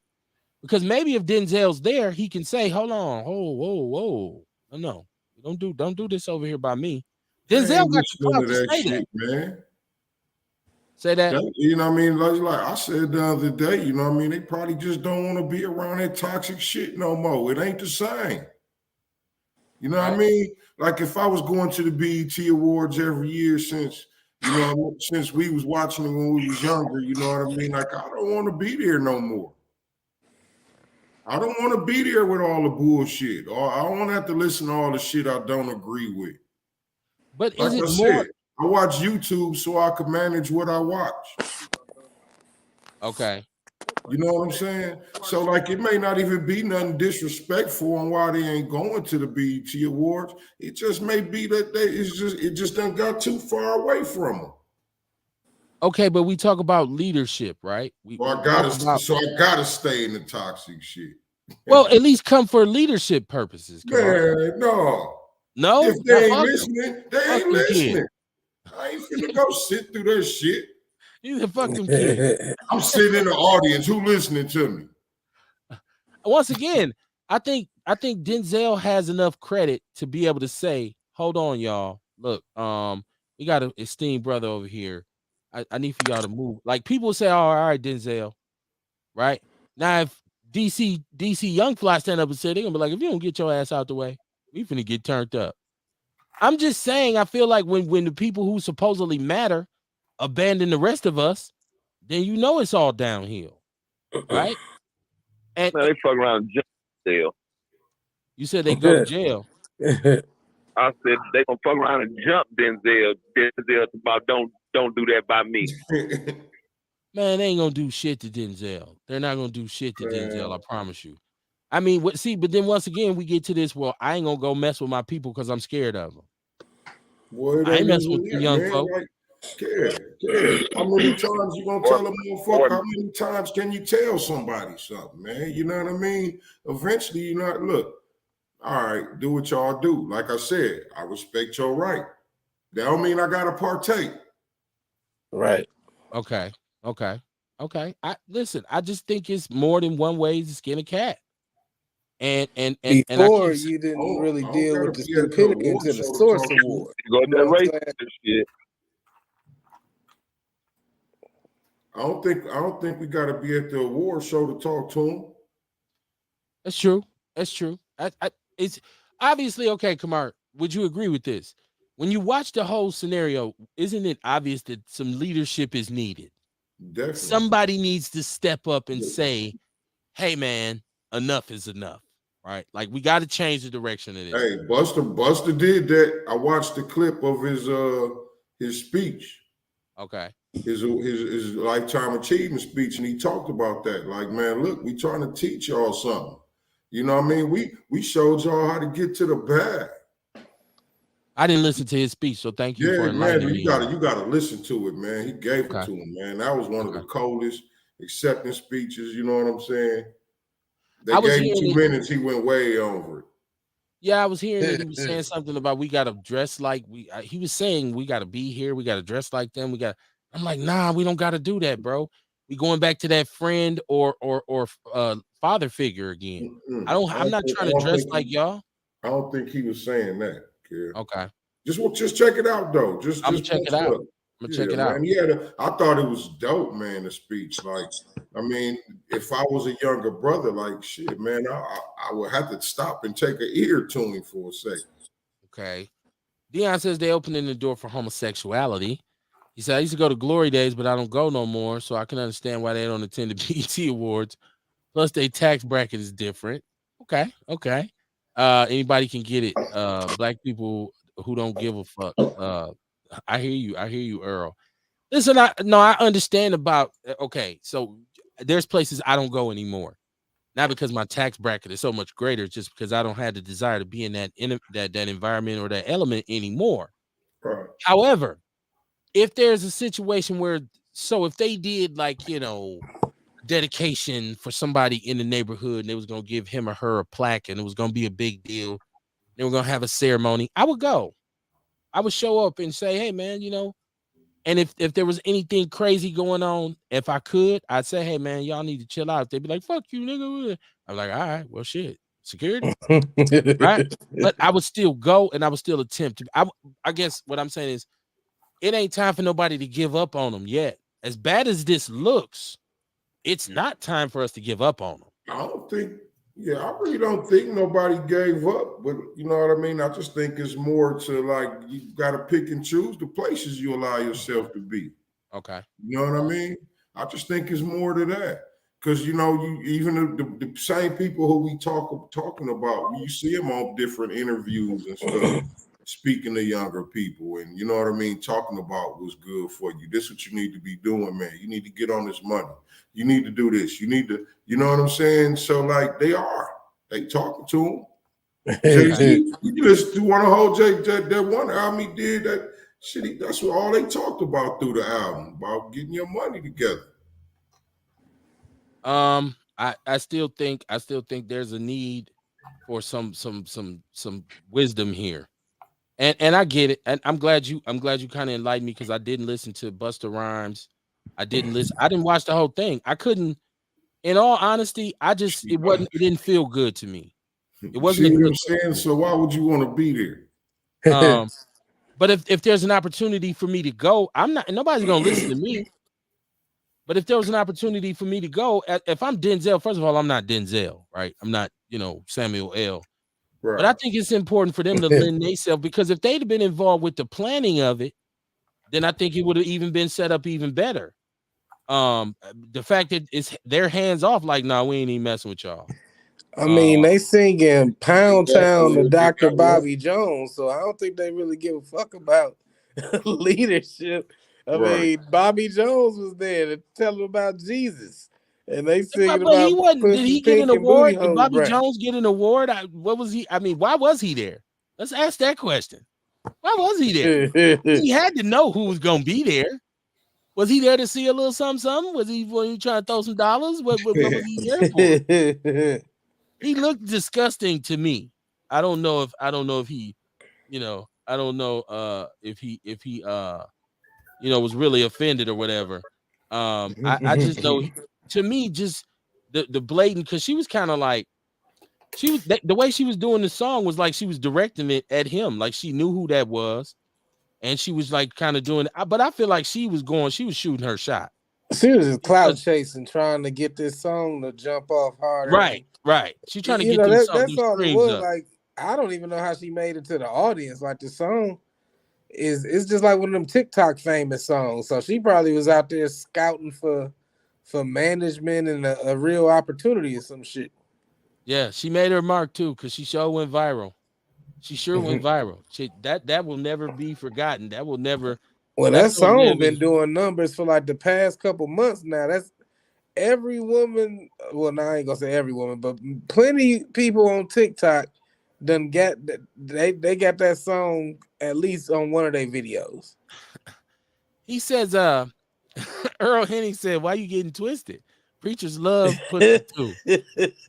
Is he a preacher? And does he love that? I don't know. I think he may just Bobby Jones. right. I don't know, man. I don't know enough about him to make an assumption. I don't know that. I think he probably was really disgusted. Like, no, she didn't. Like, I really think he was like, no. Sharon Evans, Tyler Perry's acquisition of BET is not complete yet. From what I hear, he's still got to come up with some bread. I don't know because it's gone hush now. They're saying he's going to take it over, but he hasn't assumed the role yet. He said you can't. Dion says you can't be everywhere. Look at what happened. A motherfucker go get something to eat and end up killing someone. Yeah, we needed Denzel in that restaurant, right? Because I know Denzel can make a difference on the south side of Chicago, right? Denzel will get it fucking around on south side of Chicago. But yeah, but the whole Bobby Jones thing is he a preacher? I don't know. This was the parallel that people drew. Like, look at this. This is horrible. Look at it, just talking about Booty Hole Brown, and he's an esteemed man of the cloth, and he was just kind of like, well, what the fuck did I get myself? I still don't understand why he didn't know. He needs to fire his staff. If they didn't have him, if they didn't have him aware of what was about to happen, the hell y'all got me. But you see what I'm saying? Don't care if hey, look, hey, like him, like that's a perfect example. Like you said, you know what I mean? Like some leadership should be there. He was there. Right. Right. They don't care. Jesus. But hold on. He's a man of God, so I feel like he should have stood up at that moment and said, whoa. Hey. He just kind of was like, just stuck. Let him go. If you convicted, if I was him, I would have stood up and, I would have said, I want to pray for this. I would have went live right there. Like, I want to pray for this young sister, y'all. I would have called her afterwards. You know what I'm saying? And said, sister, let me, she probably been fuck out my face or whatever, right? He might have got slapped, probably canceled. She might have said, he grabbed my booty. And he tried to come on to me. Right. But once he defended his, once he said, no, I didn't, everybody be like, she lying. Dude didn't do that shit. Oh, y'all got to go and listen to that dude talk, man. I don't know. Earl said he has Oprah on his side. Or you talking about Tyler Perry? Yes, I know. I'm pretty sure Oprah is his trump card. If she is not already integral into the process, she may have already said, "Don't worry about it, Tyler. I have you." But is Tyler Perry gonna make BET look better? Because it's, first of all, what they play mostly now is Tyler Perry programming. It's one of the reasons why people don't watch it. Sorry, like, don't watch it. So what is it? It's gonna be 24 hours House of Pain now? Is we gonna have all these bootleg? I mean, people say, Kev, you can't say shit because I'm a Tubi guy, right? And people say you can't say shit about Tyler Perry. You like Tubi movies, but Tubi has his own channel, right? And I enjoy it. So is this what BET is gonna be? 24 hours. Madea gonna be doing the news, right? Is she gonna be? I don't know. We're gonna have Madea behind the music. Who knows? I did want to talk about this too. It's 8:56. See, I'm on good time because I plan on getting out of here by 9:30 tonight. I said that to myself. And please don't let that stop y'all if y'all got something to, dump in there. Don't let that stop because I want to talk to Rail about the wine. But in Wisconsin, this is another thing we've said for a very long time. The unemployment situation in Wisconsin. And this is in the People's News Network. For black men in the state of Wisconsin, the unemployment rate is 5%. For white people, it's 2%.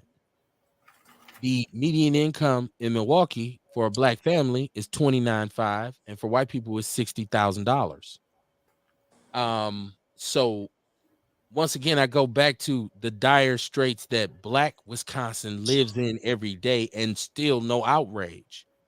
I'm not saying people aren't saying things about it, but it should be outrage. It should be like, dude, like It should be form after form after form after town hall after town hall after town hall. And we got a week like this week where a toddler has been shot every day this week.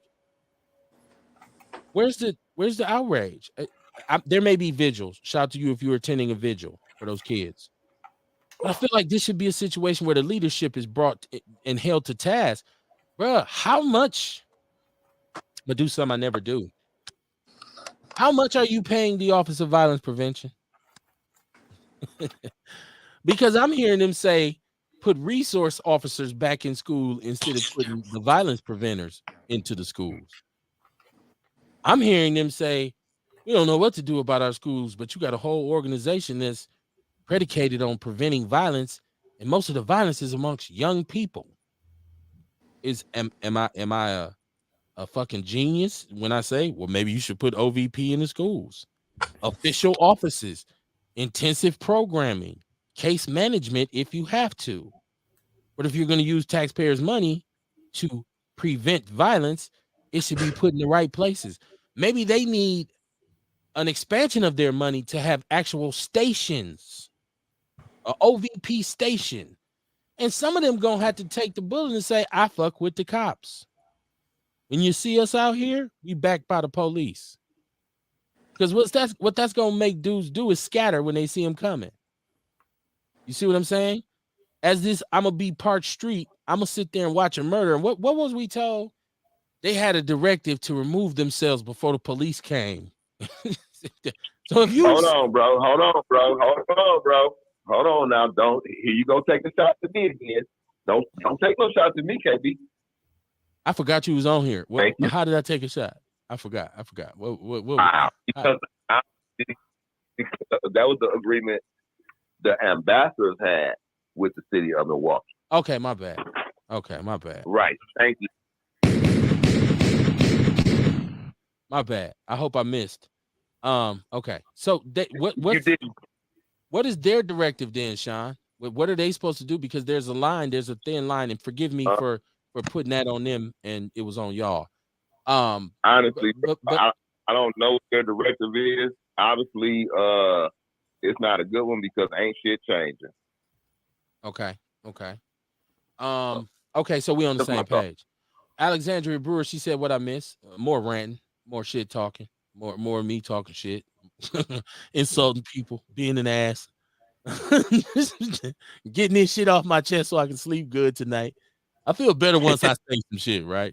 You ever seen some bullshit and felt bad because you didn't say nothing? I feel like on Outlaw Radio, I get to say it. So I'd be like, at least I got to say that shit. Sharon Evans said, I need a bottle of that grapefruit wine. I'll trade a gift basket. Okay. Sharon Evans, she got gift baskets, real. Bartering. We got to get her some wine. I got to go and get my grapefruit wine. I'm going to come tomorrow.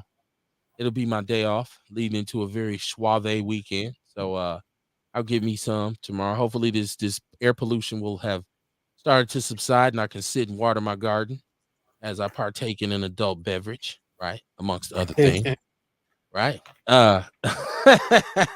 It's good wine though, real. And like I'm saying, you have this process that you've shown on I've seen you put it up on Facebook. So what is this? I don't want you to go into the long part of it, but first of all, what make a motherfucker say, you know what I think I'm gonna do? I'm gonna make me some wine. Like, how you get on the wine kick? I like to produce most of the like if I don't know, man. I ain't even gonna lie. A lot of people say it's because I'm a tourist. You know what I'm saying? Shit, I like to have constant access to it when I want it, where I want it. So the best way to do that shit is to produce it for yourself. You know what I'm saying? So as I started getting into gardening and shit, I was like, I need to learn how to pickle shit, jar shit, jams. And it was just another way to preserve. You know, that's what fermenting came from. Just finding ways to preserve what you produce. So I always was thinking about learning how to make wine because me and my lady, you know, drink wine, her more than me. But then when my neighbor let me know he worked for a company that Trader Joe's give them like all they produce that's about to go bad so that they can make compost out of it. he said the stuff that ain't beyond return. He was like, if you want, I could give it to you and your kids. You know, he was like, I got like 40 pounds of grapes right now. And I was like, well, shit, you know, I'll take them if you about to throw them out. And then when I seen them, I was like, you know what? I ain't got no excuses now about, you know, why I ain't started making wine. So that's what jumped it off. I just like doing shit that, you know, producing shit that I like for myself, but then also because I've learned patience, there's good money in producing shit that other people don't like to wait for. So like wine take about a month or two to get done. I also make my own colognes and shit. You know, colognes have to cure. So, you know, I just fucks with shit that you can kind of set it, forget it, and let nature take its course, and then you just come back later and collect the final product. Okay, I know. I don't know if I need the cologne, right? I can't, you know, what you got on real? I can't really do that one, right? Well, the thing I is, can sip the wine, but I can't, you know, I can't have the all the rail on. Like, well, I usually do my scents according to okay, real shit. I'm intentional about my scents. So my scents just to smell good, they serve a purpose. I started making my own cologne when cause I used to love cologne. One of my favorites was Gucci Guilty back in the day. But then I realized that a lot of the shit we put on our skin is toxic. Your lotion, your cologne, and if you can smell it, that means you inhale it. And most of that shit is toxic. So I started fucking with essential oils, and then I found that by me using essential oils and natural products, they actually come with medicinal benefits. Like one of the regular scents I might do like a lavender, jasmine, and let's just say clary sage type shit. So that lavender already is a sedative, so it keeps me calm. You know what I'm saying? That jasmine is a mood enhancer, so it gives me a little bit of joy. And then that clary sage, it it clears like bacteria and shit out of the air. So that's one of the reasons I do that. But it also is one of those other things that boosts your mood. So when other people get around me, they be attracted, like, damn, what you got on? And the fact that they can't find it nowhere just further intrigues them. So, like when I used to work in the office around a lot of women, man, shit, I was the talk of the office. Because you're cologne. Well, okay, so Well, just my whole demeanor, you know, I was mysterious. Like my I was, bad, my bad. So, no, I mean, because you I know, was a player. Because I was a player. My bad, my well, bad. it's just motherfuckers The cologne, get nigga. intrigued. They get intrigued by a motherfucker that ain't chasing them. You know what I'm saying? So you look good, smell good, speak well, and you ain't chasing them. Now they chasing you. Oh man, I don't need them problems. I'm gonna stay away from that cologne because I don't need no problems. My wife was gonna kick my ass. For sure. Alexandria said peppermint oil too. Okay. I do peppermint oil like if I done put on too many floral scents, like it's a essential oil I got that's a cherry blossom. So if I got that cherry blossom on, which is real floral, I do like a peppermint or like a vetiver or something that brings it down a little bit, like bass notes and shit that make it a little more masculine. Okay. Hey, you once again, you never thought on Outlaw Radio. This is what you hear. Earl Henry says sounds like some good weed. That's what I was Hey, thinking well when you guys. that's I'm how like, weed this brother's works. high off his own cologne. Like, Exactly. That's how I go because the same. Okay, so lavender has something called linalool in it. Linalool is in weed that give you that relaxed sensation. It's a terpene that has the same medicinal effects. So yeah, shit. I fucks with all herbs. okay, that's what's up. I'm glad you have enlightened us. Right. But I'm gonna get my So bottle of wine tomorrow. It's gonna be good. hey, for sure, Um, for sure. She said peppermint oil. This is Alexandria. She says it's good for weight loss. It eliminates cravings. Okay. So you learn something new every time you tune in to Outlaw Radio. Right. I challenge other platforms to provide as much knowledge and information as we do here on the show. We can go from coochie pink to booty hole brown to learn about sage and pheromones and how you can it's there's no limits to it, right? It's masterpiece type It shit. all go hand in hand, you know. Right. It's all gonna come together like butt cheeks. Um, Listen, there's a Kia Boy lawsuit, millions of dollars. That Milwaukee's involved in a class action lawsuit against Kia, Hyundai, I believe, for the refusal to do any kind of thing to curb the epidemic of the cars being stolen. Milwaukee is in line to receive a settlement from that. And I don't know if you all were listening to the show maybe a couple years ago when the Kia Boy documentary came out. There was a particular individual who was driving, and we thought it may be staged or whatever. He was convicted. He's been given time. He's a real cockeyed dude, real wild-eyed dude. And people was like, Mhm. damn, no wonder he was swerving like that. Because look at his eyes. But, but he didn't know what he was doing. Like they should have let him go. Like you good, bro. Like because he's just all over the place. But there's also a video that's gone viral of the Kia Boy challenge. Have y'all seen the Kia Boy challenge? No, what's that dumb shit? What it is some brothers who caught one of the youngsters trying to steal a car, and they held him while a couple other brothers had belts, and they whooped his ass. And people saying, "Oh yeah, good thing. This is what we need to start doing." Yep, whoop their ass. right. You know, is this the next step for us as a community? Do we have to really start, patrolling the community? And of course, you're going to have to be armed because a lot of them may be armed. You have to neutralize the situation. And then once you catch, because I've seen individuals catch young car thieves and be holding them for the police. And Kamara, I don't know if you remember a couple years ago, we had this video where it was some brothers who had caught a youngster and they beat him up. Yeah, I remember and that. It was, so people was like, oh man, that was wrong. Of course, we didn't know at the time that this pandemic would extend itself to the levels that it's at now. But I mean, what's the alternative, right? I mean, and I guess the thing is if you don't want somebody else to whoop your kid's ass, maybe you need to whoop your kids' asses. I think maybe that's if you don't want your son to be the one on TV getting struck for trying to steal some people's goods, right? OG Bobby Johnson. Then maybe you should whoop his ass and somebody else won't have to do it, right? So I just thought that I didn't know if y'all seen that. Sharon Evans said the show goes from booty holes to essential oils. She said Outlaw. They go hand in hand. They go hand in Well, the hand. booty hole wasn't on us. It was on the song Pound Town. That's what's the name? Sexy Red. That's what she was singing next to Bobby Jones, and he was like, ew. Well, he might have liked that part of the song.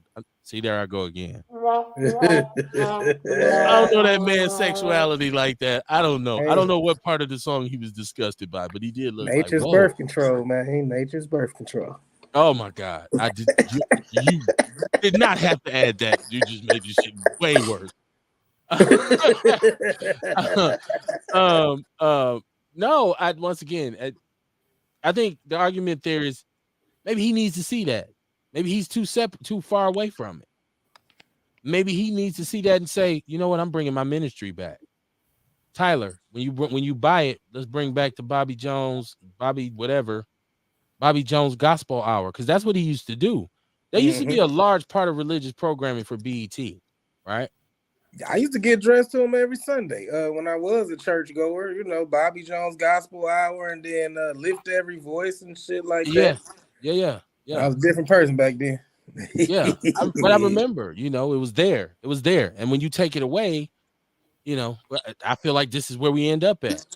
Right, like with our community is horrible. I don't know, man. Shit. Right before Bobby Jones came on Sundays, I was watching Uncut BET Uncut on Saturday night. So right, I mean, you was just a heathen, anyways. I mean, but you also just said the booty hole was the best birth control. So I don't even want to. Hey, we already see where you stand. That's what he just said. He said the best birth control. Y'all better start listening to what this man said.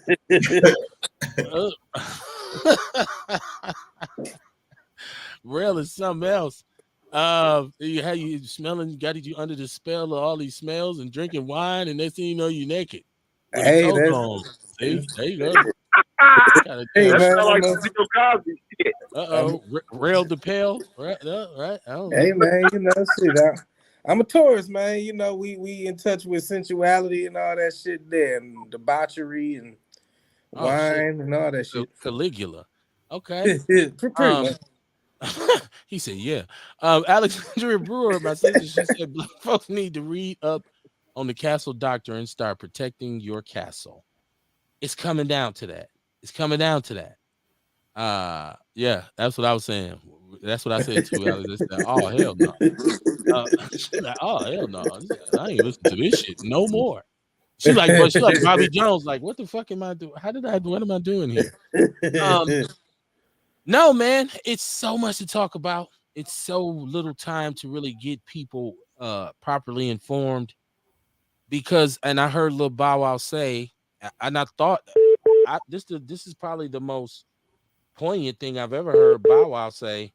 Because I'm not a Bow Wow fan, but when they pointed out to him that no rap song, no hip hop song has been number one this year. And I put this in the People's News Network, and he said, because it's bullshit. And he said exactly what we said on the show, in that nobody's going to be listening to this shit 30 years from now. It's trash. It's the same thing. Every girl wants the bag, and they got a big booty. I'm like, this motherfucker was listening to Outlaw Radio. I think Bow Wow was listening, man. I think he was sleeping. It's another reason why, you know what I mean? Like I say, people don't want to go no more. They outgrow that shit. They got to there though when he said that. The award show got to grow up too. Okay, should have grew up too. The culture of hip hop has to grow up. It has to act this age. It got to act like it's 50. It doesn't act like a 50-year-old trying to be 20 again. It might, and this is, as somebody who loves hip hop, this might be fucked up to say, but maybe it's gotten to the point where it's done ran its course. Like, we done let the corporations get, like somebody posted that shit earlier today, and I was saying, well, there are still artists out here, but you're not gonna see the artists on TV or hear them on the radio. You're gonna hear the entertainers. That basically is all a business model now. What's popping? How can we duplicate it and mass produce it and ride it until it, you know? And the second part of what he said was that, all these was TikTok, Instagram artists. These weren't like artists. Like, so he was saying, when I look at the state of the game and I see who they pushing on us, it's watering it down. So is this Paris on the phone? Yeah, peace, Outlaw. It's Terry Crum, Jesse Paris out of Denver, Colorado. Peace, Kev. Peace, Kamar. Peace, Will. I was just calling to let y'all know that we're doing Shabaka's Black Experience Enhanced tomorrow morning at I believe it will be 10 a.m. Central for those that's tuning in from Milwaukee. And we're going to be talking about what happened in Chicago. Y'all had touched on it a little bit earlier, but what happened on Southside Chicago about the young man who defended his mother from a vicious attack and battery from the male customer. I think his name was Jeremy, in the fast food restaurant. So Shabaka would like everybody to call in with your comments, questions, and concerns about this tragic event. Okay. Now I don't, because I'm at work during the day, so I'm gonna have to go check it out later because I'm usually at work during the day. Okay. Sean, what's up? I'm in a room with my son, and they do the rap shit. They said that you weren't totally accurate, that Ice Spice hit number one this year. Ice. Okay, so check this out. Now, hold on. Did she hit Bill? Yeah. Make sure they do their research, because when I do it, I'm gonna do it. Billboard. This is what Billboard said. This ain't what. Hold on. This ain't what Kev said. This is what Billboard said. So number one on the pop charts. Maybe she had a number one Billboard R&B or rap single, but number one on the Billboard Top 100, the one that matters, the pop charts. Right. The pop charts, not the rap chart. That's what I was telling y'all. Hold up. It's okay. They checking it right now. Check it out. Check it out, because I was about to get it in. Hey. I'm hoping that they wrong, because you just don't. Okay. Okay. And what does it say? What does it say, son?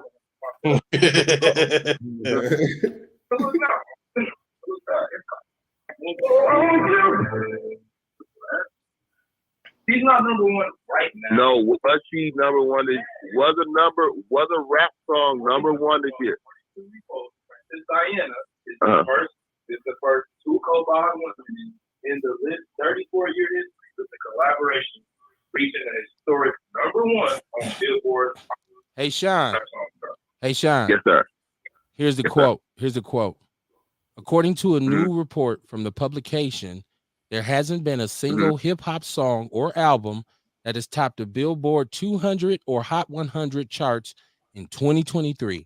The decline marks the first time in 30 years that hip hop has not been knocked off the top spot for this long a stretch since 1993.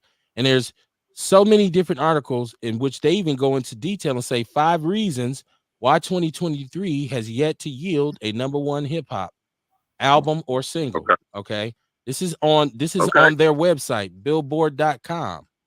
After dominating the lion's share of the last decade, hip hop has been curiously absent from the top of both the Billboard 200 and Hot 100. It says we take a look at why. All right. And so it goes on to talk about why they feel like it hasn't. So you can go to that on billboard.com. It says number one is a not so starry night. It's a lot more difficult for any genre to reach the top spot when their most popular and reliable artists are not releasing projects. Okay, I'm just paraphrasing. Listen, I appreciate you. Because I can't win an argument. I just wanted to thank you, Kate. I appreciate you, brother. No. I'm just going off what the information says, and believe me, I wish it was wrong, Sean. That's what we ride with, KB. I wish I was bro. wrong. Ain't no argument. I wish I was wrong. You were right, KB. You're right. We're going with that. They can be quiet now. Good looking, homie. Something behind that. You're never winning the argument with Sean that easy. Something behind it. They must be parked outside or something. They must be outside. He'll beat his ass. Let me see. Alexandria Brewer says, well, let me go back because I want to get to chat room before I go. Let me see. It says at the inception of rap, hip hop, most of the greats were 30 years or older, she says. Okay, so yeah, Big Bang Hank and them did look older, right? But I know during my time, the rappers like Cuban was like 19 when they first came. It's always been the music of the young people, but it was Chuck D was 30 years old when he was at his height, right? Like you had some older rappers who's able to have success. But once again, what I think is missing is the balance. I think the one thing that Bow Wow said that was poignant was everybody's talking about the same thing. It all sounds the same. Mm-hmm. There's no one thing about it is I could go from Spice One to Poor Righteous Teachers. I could go from A Tribe Called Quest to Ghetto Boys. Like I could cover the spectrum of who we actually are and where we actually were in this country. And I don't feel like that people say, well, underground, you missing it. So I got to work hard to find where it used to just come out, right? Yeah. So I got to dig for. I don't want to do that. Alexandria said Ice Spice is only number one because she's light skinned with a booty. See, and that's another thing that I realized too. I don't know anybody from anybody, right? Because it was Doja Cat and all of them and Lotto, and I'm like, well, I don't even. It was females that I don't even know, and I guess they popping, right? And I'm saying, but they all talking about the same thing. They're all bent over. They're all like, yeah. And women say we running this shit now. It's like, yeah, but y'all running it into the ground. That's the way I feel. Like, yeah, you driving, but you got us headed off a cliff because this shit has lost so much value.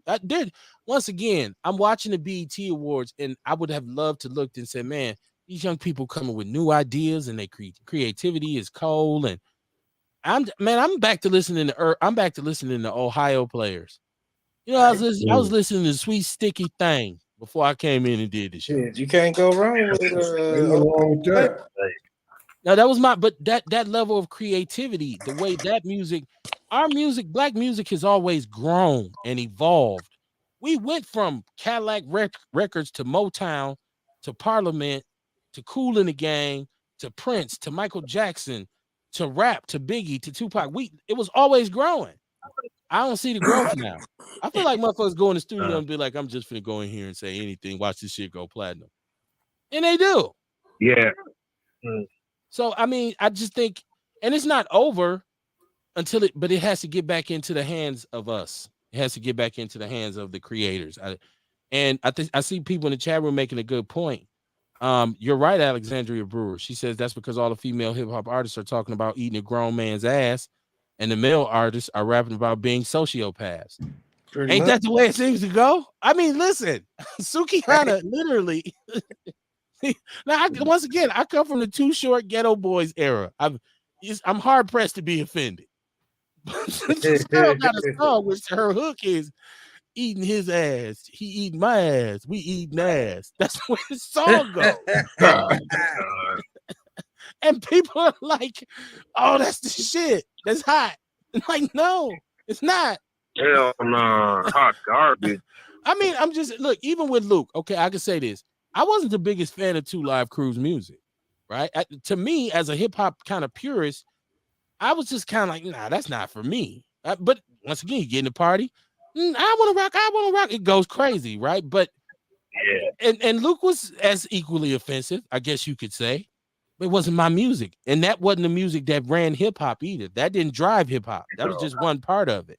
Now eating his ass is the song. It's like, oh, turn on eating ass. You know what though? Like real shit, she wouldn't have been able to have them lyrics though if Luke didn't go through all the judicial shit he went through for his lyrics. Right. He's like that freedom of speech, what the parental advisory stickers and shit like that. Yeah, and speaking of Luke, I thought it was hilarious. This ain't got to do with Luke, but I thought this was hilarious. This is something I don't even do. One of the bits that I did watch with my wife was Trick Daddy and Trina, right? So I already knew, because if you listen to what she's known for, you don't know Nair, like she's really super disgusting on the song, right? Like, and so I knew that they was gonna kind of butcher it so you wouldn't hear it. But the first thing that my wife said when she came out is she pregnant? And so like this went crazy on the internet where people saying Trina's pregnant, and she's like, no, I'm just going through a weight fluctuation. Could y'all please move on from this? Don't talk about this. Damn. I'm like, Kev. Yo, go ahead, Paris. I'm actually met Trina. I met Trina back when I used to work at the Pepsi Center. Now it's Ball Arena. Okay. And back then, she was definitely one of the baddest, if not the baddest. I was like, damn. That's back when Melo was playing for the Nuggets. Okay. She came out looking like Fat Elvis though, like, cause my wife don't even say nothing about like.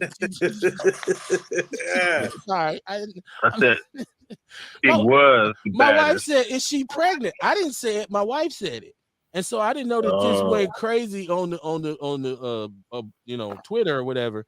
And so she came out and made a statement like, "Man, I'm going through a thing. Like, could y'all just like not talk about this?" I'm like, "Nah," because you came out with a tight fit on. Like, you could have wore a sundress. We would have never knew. Man, I gotta go look for it now. You came out in the onesie,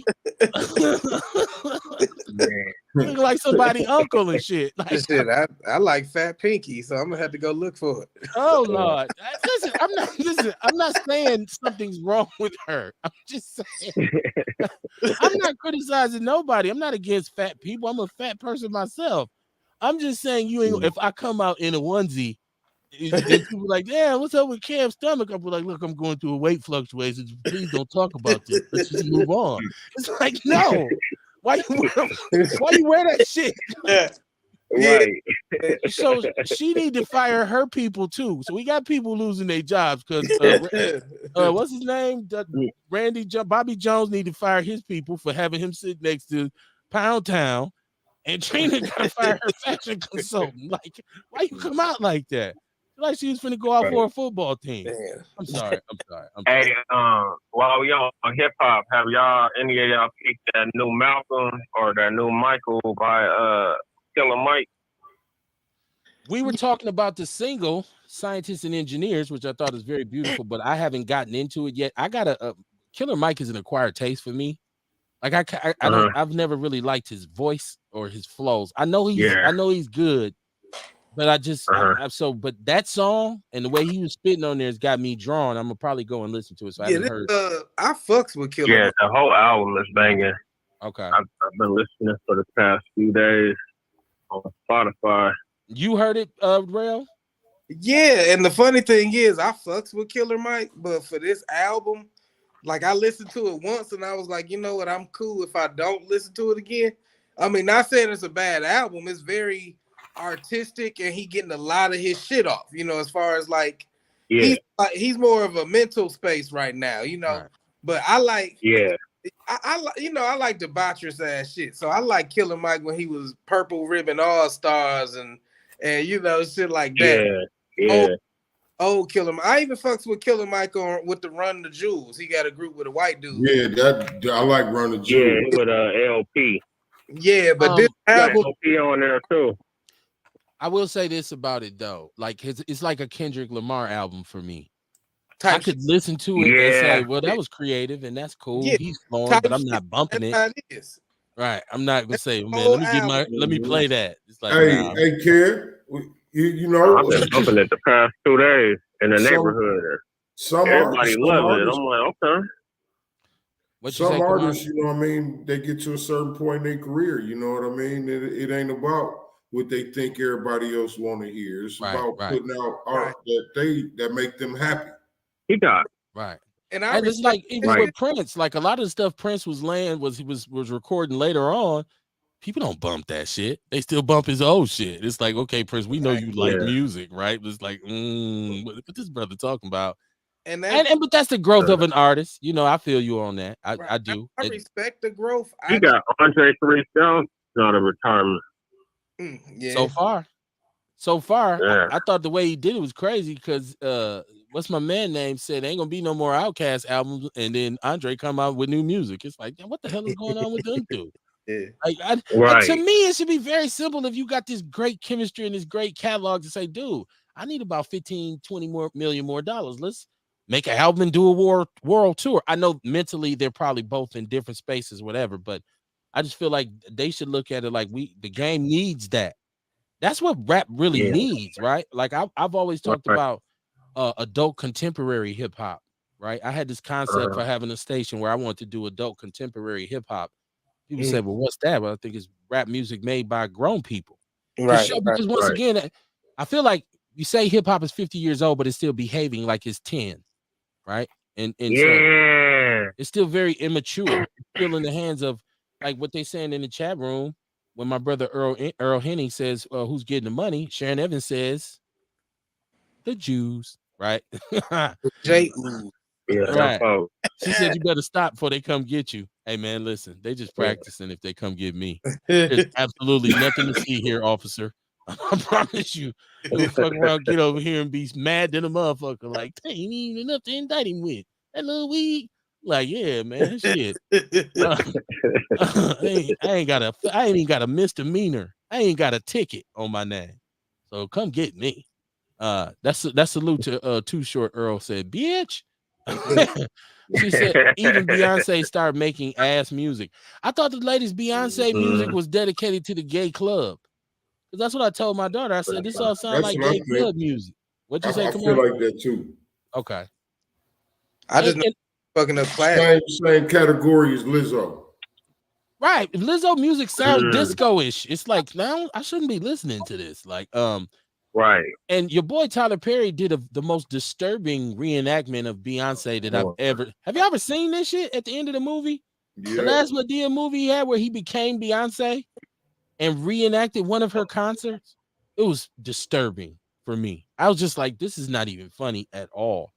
I didn't understand it. My wife was confused too. We was like, what the Probably the heterosexual dream of is going his, on? you know. Probably the dream of his to always perform as Beyonce in drag or something like that. Yeah, that would kind of make you gay. This is what Huey say on the Boondocks. Nigga, you gay. I'm sorry. I didn't mean to say He that. was Winston Jerome. Like I laughed when they said he was because I said, damn, that's Winston Jerome and Deborah Leavell combining forces. We need one more Boondock episode just to talk about that shit. Yeah, the Boondocks will never come back. This world can't take it. Shout out to Jay. He says, does the witch doctor have his own store? If where? Okay, Kamar, elaborate on how they can get in touch with you to partake in your products. I will in August. But other than that, until August, all you gotta do is call me. 414-949-2122.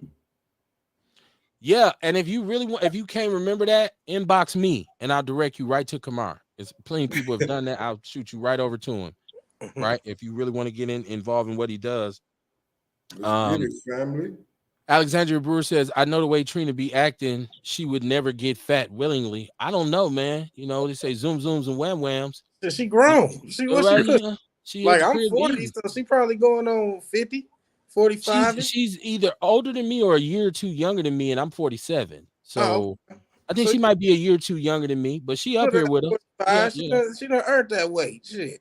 Yeah, but just don't come out in the onesie though. Like it's all good. I mean, but you know, once again, there's some brothers who like that, you know, more cushion to the pushing. Everybody, you know, it's always somebody who love you. I'm just saying, it seemed like her response to it. It seemed like she may have been a little hurt by it. Like, please, let's move on from this. Like, don't discuss this. I'm like, you was on BET. How we not gonna discuss it? What you talking about? The fuck you talking about? Is please let's move on from this. Dion said that Trina is the reason why he loved thick women. There you go, Dion. Okay. Hey, listen, I'm not listen. Even if her stomach was hanging down over her, you know, if she was Lizzo, because Lizzo done made it so it's all good anyways. I just thought her response to it was crazy when it was just like, was she having a weight fluctuation? It was like, let's please move on from this. I'm like, huh? What you talking about? Hey. Now that's the funny part. She rap about getting gang banged, but embarrassed about her weight and shit. Now that's the funny part there. Right. Yeah, I think maybe the message she could have sent to the young girls and to the BBL sisters is to say, yeah, I gained a little weight, but I didn't trip because y'all got to take me for who I am instead of saying, let's move on from it. It's like, no, you didn't see that. Oh, you right. I didn't see it. Right. Bullshit. We all seen it. That's why they were saying that. I felt like this was a moment for her to tell other women, girl, we going to be body positive. We ain't tripping. So I gained a little weight. It is, you know, it's all good. My inbox gonna stay full because Rail gonna always like me. Right. And so, you know, as long as she got Rail, she got everybody. Right. I didn't like skinny Trina, so I'm just interested to see if she looked better fat, you know. Hey man, look, everybody got it. It's all good, man. Be who you are, man. Everybody ain't meant to be skinny. Everybody ain't made to be chiseled, right? I mean, do your best to be healthy, but don't get down on yourself because you fat. I mean, just don't come out on BET, you know, looking like junkyard dog with a onesie on. I'm Or the sorry. penguin. I know if I put onesie on, it'll be penguinish. So I know not to come out. Danny DeVito, right? Like, come on, is that Trina or Danny DeVito? That was horrible. That was like the worst joke I've ever said right there. Alexandria says, I would like to see my people branch out into other genres like metal and pop. Well, we invented everything. Mm-hmm. Exactly. Like it won't elevate until we elevate it, right? All America's music we invented. FBA. Right. Foundational Black Americans. America's culture, period. America is a bland piece of meat without black people. You know, right? No seasoning. That's why it's like, who the hell made the potato salad with raisins in it? Right? Like that's That's America. Only white people do that shit. Right? No goddamn raisins and no potato salad. Right. She said Fishbone, who was a black rock band. Living Color was a black rock band back in the days. They had the song Cult of Personality. And I mean, black people invented rock and roll, though. Go listen to Maggot Brain. Shit, that's one of my favorite parliaments. Yeah. Okay. Yeah. Maggot Brain was crazy. Maggot Brain was crazy. Man, Eddie Hazel was clowning on that motherfucking guitar. Yeah. Maggot Brain is probably one of the Parliament albums I might step aside because of that, because it's too abstract for me. I'm more of a motor booty affair type dude. Like I'm more of that. Like that's really my shit right there. She said, name one black metal artist today that's mainstream. There's none. You're right. There's none. I love this band now called Phony People. They got a song called I forget what it's called. Something. They took the Oh Sherelle, Didn't Mean to Turn You On, and they replayed it. And it's a dope ass song. It's on my timeline. They playing those instruments. It's got elements of rock guitar in it, and I just love it because it's so cool to see those youngsters learn how to do music instead of just depending on the drum machine. But no way but up. I think that's the name of it. But it's Phony People. It's a dope song. Let me see. She said, I don't listen to secular music of today. I'm usually on the old school stuff too, but I try to make room for young people because I think young people can be really creative and they can bring a sense of fresh air to things, but they got to be shown the way. You know, those old artists that we talking about had great reverence for the people that came before them. Like you'll hear George Clinton talk about how much he admired Jimi Hendrix and all of the artists that came before him, and it was his contemporaries. They didn't just jump in the game. They knew about blues. They knew about, jazz and Coltrane and that kind of stuff. And kids now don't even give a fuck about. I don't give a fuck about no Rakim. My booty hole brown. Number one on the chart. Well, number 2 on the charts. It didn't go number 1. So we know that. He said Tyler Perry needs to put that cross-dresser shit in the ground. He can do whatever he want to do. I just thought the whole scene at the end of the movie where he was Beyonce was disturbing to me because it went on. It wasn't a short vignette. That was him living out a fantasy. It was disgusting.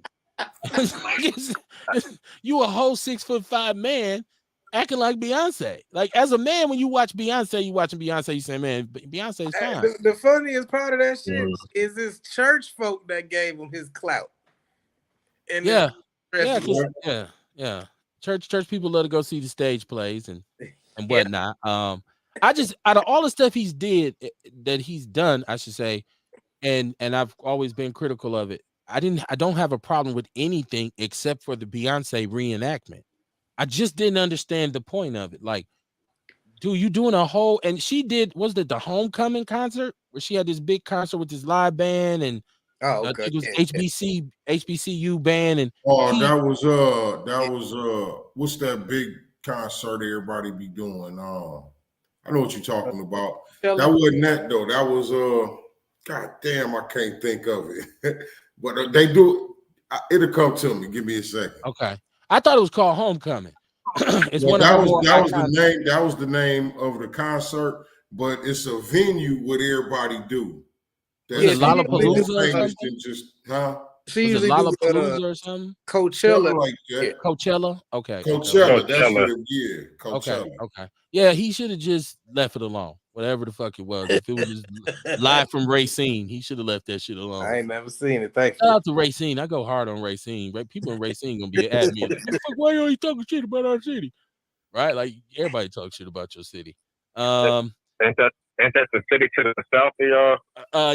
Yeah. That's like, that's the first stop between us and Chicago where black people stop at. And then I think there's Beloit. Yeah. But usually they say, I would like to live here. And then they realize this some bullshit. Shout out to Racine. I mean, taking shots at fools. Alexandria said, I like most of Lizzo's outfits and still she starts wearing things in public with no pants. Oh, God. I'm cool on Lizzo to do whatever she wants until she opens her legs and her thighs are chafed in between. And she's like, oh, and I'm like, nah, you was good. Just don't do that. Like nobody wants to see that. Nobody needs to see that. I mean, I don't mind how she do it. I'm a voyeur. So I don't mind seeing whatever I can see. But just don't cry when other motherfuckers comment on it. That's my thing. Right, don't say look the other way. If you're gonna be big and bold and do it, then you got to be willing to take whatever come with it. I don't mind seeing her ass. Right. You know what, bro? I'm starting to think that you just all around nasty motherfucker. Like, I'm a voyeur, fam. I'm a voyeur. Like, right. I'm doing shit. Listen, go back and listen to all our shows. The most nasty, debaucherous things we've ever talked about, and everybody on the show was like, no, we don't need to see that. Red was like, I'm gonna tell you the truth. I really didn't mind that much. It was cool with me. At least once just to see it. Bro be out of town thugging with his rounds, man. Nature's birth. Man. Dion said, bro, you ain't talk about the air quality. I did talk about the air quality to start the show off, Dion. Did I not talk about the air quality? I believe we had a long conversation. Started it off with. Right. It was the name of the show is Smoke and Mirrors. Yeah. he said they found the remains to the submarine. What are you talking about? I ain't talking about the air quality when you said yourself you think they put something in the air. What is Dion on, man? Dion, come on, man. as Flavor Flav said, put the Buddha down, right? He had the truck stop. Are y'all getting that smoke from Canada. Yeah, we didn't get it as bad as Detroit, but we got it. It's been heavy. It's been fucked up. Yeah, we was getting it some weeks back. Hey, wait a minute. He said they found the remains of the submarine. Is there any validity? They found the remains? They said they found the remains of the sub with like bodies or something on it or some shit. I don't know. All I've ever seen is a picture and a story. So I think the shit was distraction from the whole Hunter Biden laptop and all the other shit that was going on. Okay. Oh, it's legitimate. Crane and shit. Legitimate. The Independent, the Guardian, the Telegraph, and the New York Slimes. That's what I call it. Released a story on it. Okay. So they got the bodies. Okay. The remains found as photos show submarine wreckage recovered. Oh man, that's crazy. They got to him a little too late. Yeah. But they were saying they probably was dead on the first day, but then motherfuckers talk about they heard knocking every 30 minutes. And like people was like, yeah, man, we go from aliens to the submarines, like while they sending $6 billion to the Ukraine on accident and all kind of shit. They trying to impeach Biden, saying he knew about blowing up that pipeline and shit. There's all kind of shit going on. Yeah, that bra from my state is trying to impeach him. Her name Boy Bart. Okay. I think that's her name. Yeah, she just had an election. She barely won her seat, kept her seat. I believe. Yeah, she's the one that issued that. I believe what I like what Rail said. I think that a lot of this is the perfect distraction from a lot of what's going on. I like that. Yeah, because if the stupidity of some people saying let's get in a tube and go see the Titanic and like that, it's like look over here, right? So we can hurry up and send this money over here. Yeah, that's right. True. Right. Alexandra Brewer says, "Be who you are. You've been seeing him in grandma dresses since 2001. It's still not the same, but it's still not the same as seeing him do this Beyonce reenactment. It hit different, as they say. It's one thing because I watched Martin do Shanae name, right? I watched Jamie Foxx do Wanda on In Living Color. I've even seen Flip Wilson doing Geraldine. There's been cross-dressing for a long time, but this one was different. This was more intentional. It was more pointed. It was like a little boy fantasy who wanted to be a little girl. And that's what it was like. Well, what are you telling us? What are you really saying to us? So yeah, but I mean, I'm free with it. Look, he's cool to do whatever he wants to do. I watched it. We ended up turning it off. My wife ended up turning it off. Like, this is too much. I'm not even gonna do this. Like, we ain't gonna be sitting here watching this. So we did what we were supposed to do. We didn't start a petition against him. We just turned it off.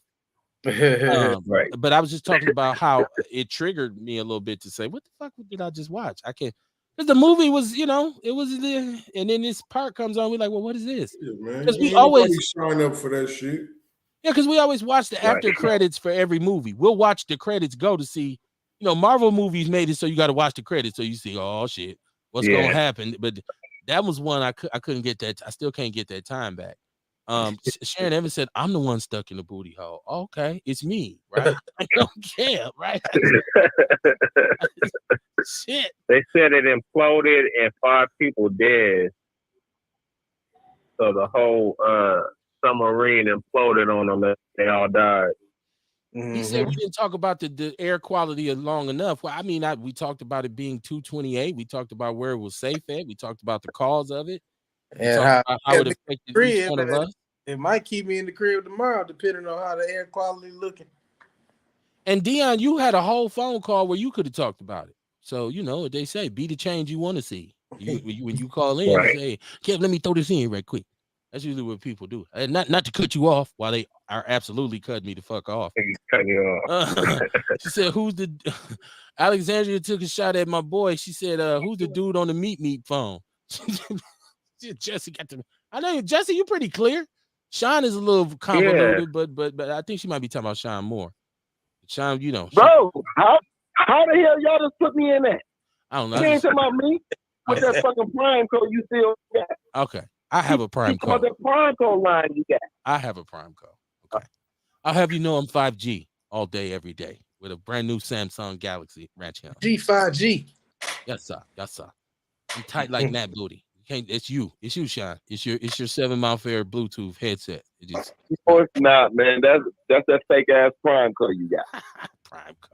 That shit don't even exist no more. Well, we gonna start calling Sean meet more. Sharon Evans said it's Sean Moore's phone. They call and Outlaws don't play, man. Tell Sharon that she better calm down. Okay, she can hear you. Alexander said it was those Calm Hungarian down, Miss Evans. those Hungarian indentured servants that snatched them billionaires up. Oh, okay. You think it was some Hungarians who got them? They wasn't in the submarine. 2 billion in COVID money missing. Yes, it is. Yes, it is. It's a lot of money missing. Because how much is missing? How much Biden them lose? That they think Russia got it, but don't nobody know where it went. He got to pay all them motherfuckers that conspired to get him in office. Now he got to pay off all his debts by acting like he don't know where money went and shit. Oops. Right. Yeah.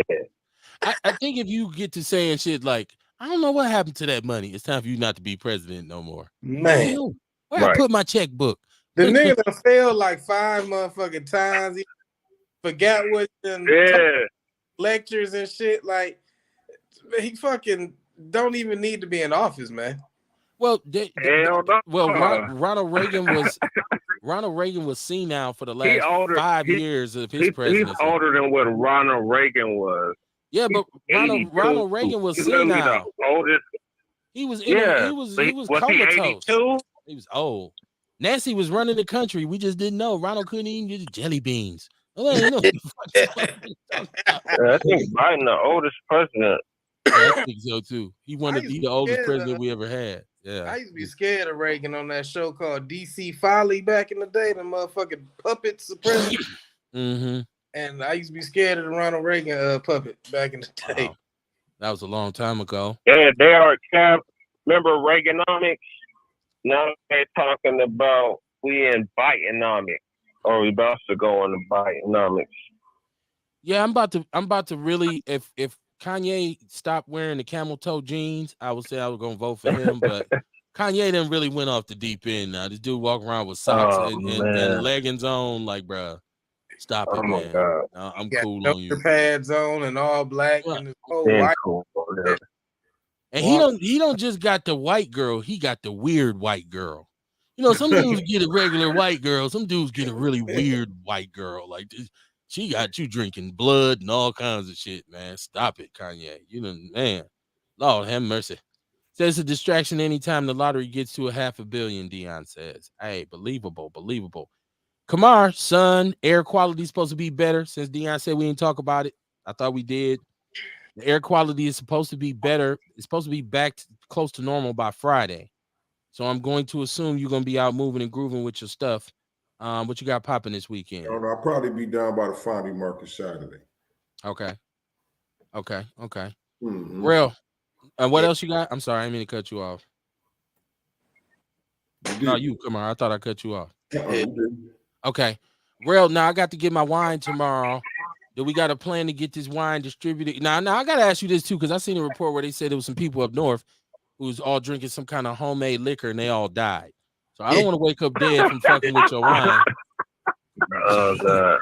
So what precautions do you take to make sure? I'm assuming you know how to do this, right? And I could already drunk a bottle of it. So I'm saying what it's I mean, too late to text now. You done had a bottle of right, but you know it might be a bad batch after this, right? It's usually not the fentanyl on the first bag of cocaine you get, it's the fentanyl on the next bag. What they probably was doing was wine through the process of fermentation. It ain't really, it really can't go bad as long as it's enough alcohol in it, because the micro organisms can't live in the alcohol type shit. But then what people do is, because you know, if you make wine and then distill that wine, you got brandy. But when you distill any alcohol and shit, there's ethanol and alcohol, and the ethanol distills first. So sometimes in distilling, and I've never distilled because I think that shit illegal, but in distilling, sometimes that first batch is the most potent one because that's all that ethanol and shit. And that's when people was going blind and dying of alcohol poisoning and shit like that. So maybe that's what they did. I don't know. I got to look it up. Okay, because I don't want to be the first batch grapefruit wine drinker, and then, like I said, I can't wake up Saturday morning with like one of my legs done fell off. Ah, man, it'll make you sleepy. It'll make you sweat, but I'm still alive. No, like I said, I'm a pirate. I don't. One bottle of wine is like, that's not good to say, but that's not gonna do anything to me except me say, The ain't got yeast, nothing else to drink. the champagne yeast, so the highest ABV it can go up to is like 18%, whereas the usual Arbor Mist is like 3%.